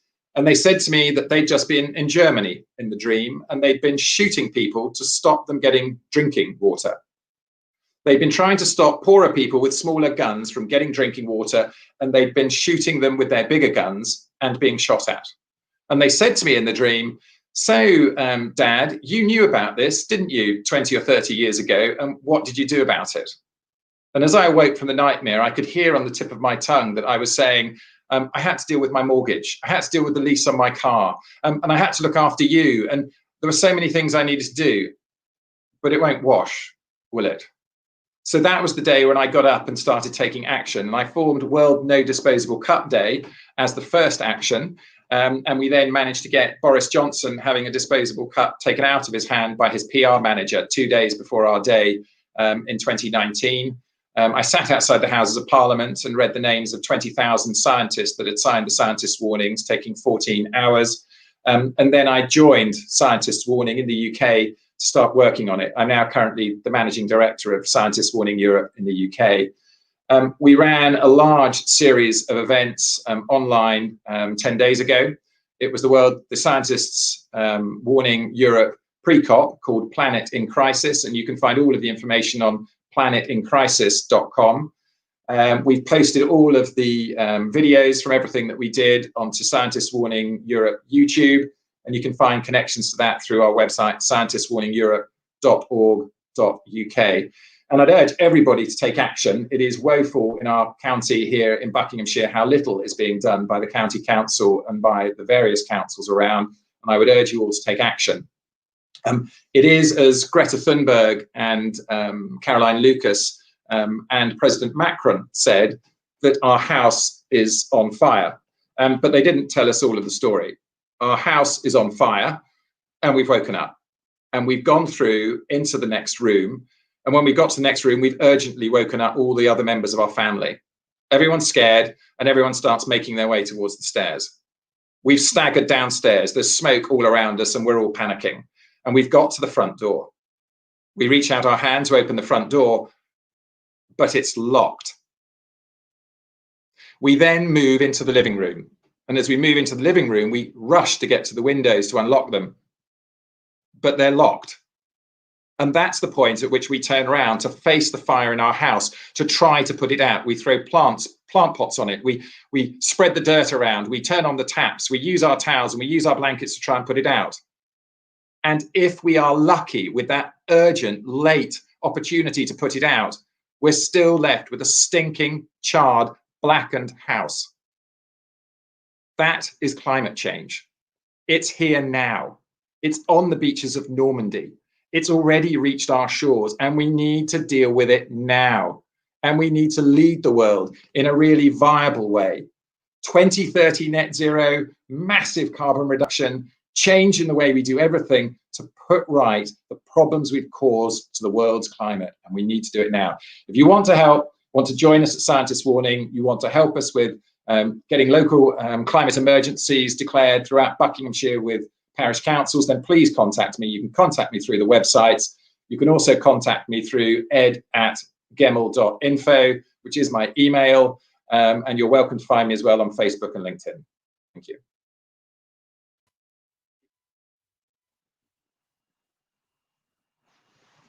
I can't hear anybody now.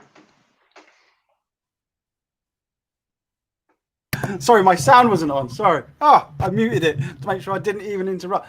Winston Churchill would be proud of that one, Ed. God, that Fight 'em on the beaches. Oh, That's the kind of level of action we need now. We need to. I was waiting for you to do this with your fingers. That's what politicians do, don't they? Go like that with their hand. I was waiting for you to do that. I'll practice. Didn't happen. Yeah. You need practice, Ed. He'll learn. Oh, well. There was something. If I just quickly, let me just see. Where is it? I'm just digging it out. Where, while you were doing that, I thought quickly, if I could, but it's not letting me. Where is it? Here we go. Sorry, just this wonderful tech that I have. Won't let me do that.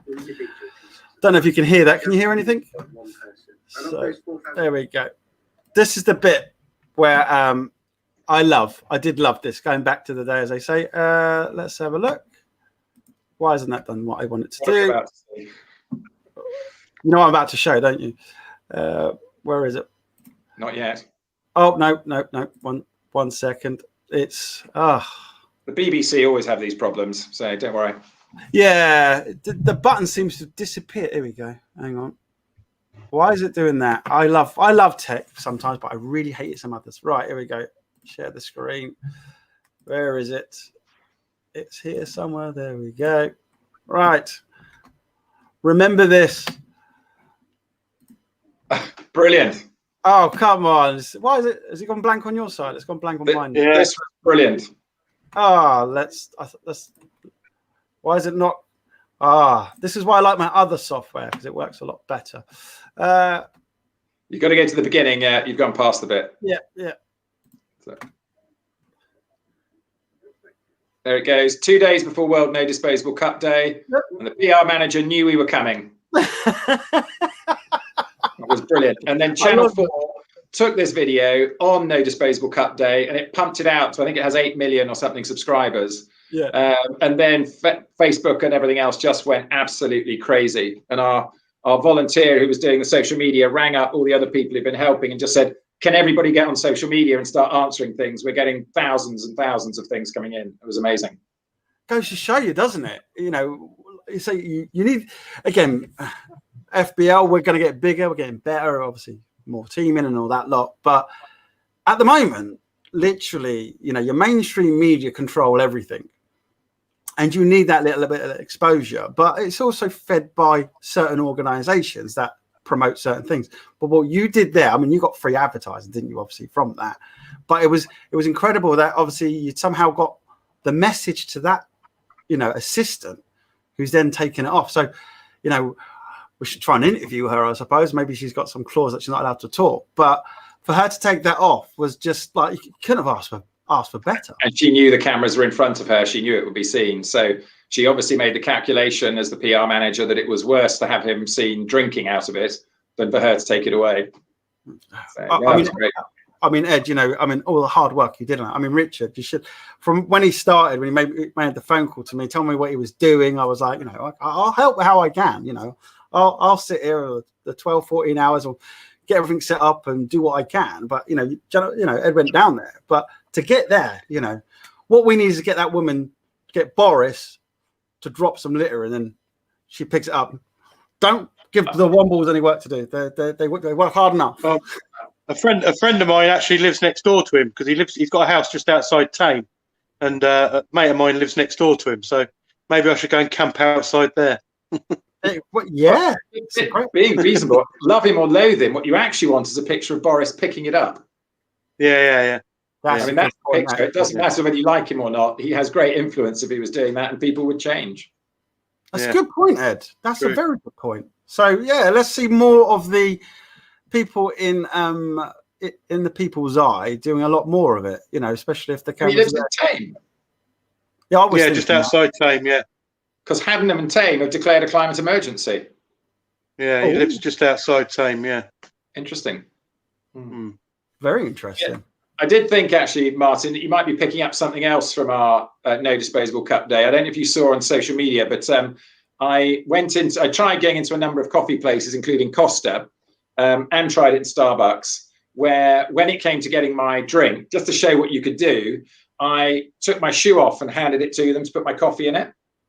So, but both Costa and Starbucks refused to do it. So I went a bit locally, and I went to the Roald Dahl Museum, actually, in Little Missenden. And in their coffee shop, I have to say, they were very gracious, and they did agree to give me my coffee and my shoe. So I put Did that you on drink social it, media. I did drink some of it, but it was pretty difficult. What I hadn't realised when I put it in, of course, is it was going to leak out the bottom of my shoe. My shoe wasn't entirely. What do you say?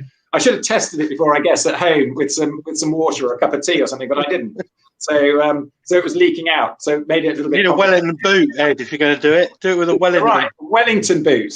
So, or if, I don't even know this, but Ricardo, when they win in Formula One or when they win in Australia, they actually take off their racing boot and then they fill it with the champagne and they drink from it. So yeah, is that where you got it from, or? No. We were just trying to think of what was the most unusual thing you could do. I mean, I did do another ones. I did a golden syrup tin, a hollowed out pineapple, a takeaway box in Costa. They put it into a plastic takeaway box and drank it out of the box and things. But it's just to show that the whole point is it's all about the attitude of deciding you're not going to take the takeaway packaging. And once you've decided that, you just find a way of doing whatever you're doing so that you can have it. And occasionally you end up refusing. I mean, my first way of not taking plastic bags was to say to myself in the supermarket, I refuse to take a plastic bag. So I kept forgetting to take another one. But what I would do is make myself walk with my shopping piece by piece to the car, put it in, go back. And eventually I never forgot. Oh, yeah. It's a good way, actually, forcing yourself to do something. That's a very good point. Well, I want to go back to like the Costa and stuff. I did notice, obviously, once you educated me with No Disposable Cup, was that Costa and that lot do give you money off for using your own, coffee cup or whatever. Which again, I've promoted that a bit to people as well, and on my shows and stuff. But it's complicated now. Pardon? Sadly. Richard's job becomes more difficult and the whole thing is more complicated because you go in quite a lot of them now and they'll say to you, you can't use your reusable cup because we don't want you handing it over because of COVID. But then if you say to them, can I pay you in cash? They go, oh, that's fine. So you can't hand over a reusable cup that's only been at home. I've washed it at home. Yeah. I've washed my hands. It's only me who's touched it. Whereas this £5 note or 50p could have been through 10 pairs of hands in the last hour. And you're going to take that, and also give you change, which is give me change back from other people. Yes, So, I mean, I understand what the people are trying to do, but and I would understand more if they said no, you can only pay by contactless payment. Would probably fit better. This is a good point there, isn't it? Yeah, very well picked up on. That's just right, gentlemen. Is there anything else you'd like to add to this show as we're coming to the close? Well, is Richard able to do the Wombles of Wimbledon song? No. That song follows me everywhere.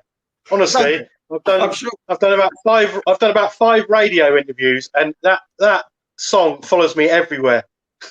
And I didn't do it. Remember, you're a Womble. Yeah.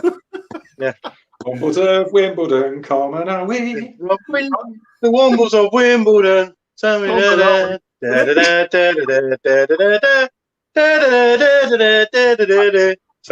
good. It's the show.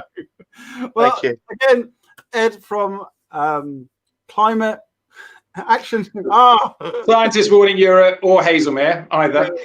Oh, Hazelmere, yeah. And obviously, Aylesbury Wombles. I'd just like to thank you for coming on the show. And again, what I'll do from all that work that you did in your speeches, I will get them out in the next 24 hours, get them out and promote. And if you can promote them on your channel as well, that'd be greatly appreciated. Hope you've enjoyed yourself on the show. And Richard, please get well soon. Keep us updated. Thank you. I will get on my bike. You get on your bike, get the Audi, photographs. I'll do the photographs, not a problem. Yes, yeah. I'll do that. Yes. On my bike, Ed, as well. On your bike. That's it. So thank you, Martin. It's a pleasure, Richard. So hearing about what you're doing. Cheers, Ed. Well, thank you. Hope to see you again soon. Pass on your information to each other and interact and educate. Okay? Yeah, no worries. Thank you everybody for watching. Bye-bye. Bye-bye. Bye.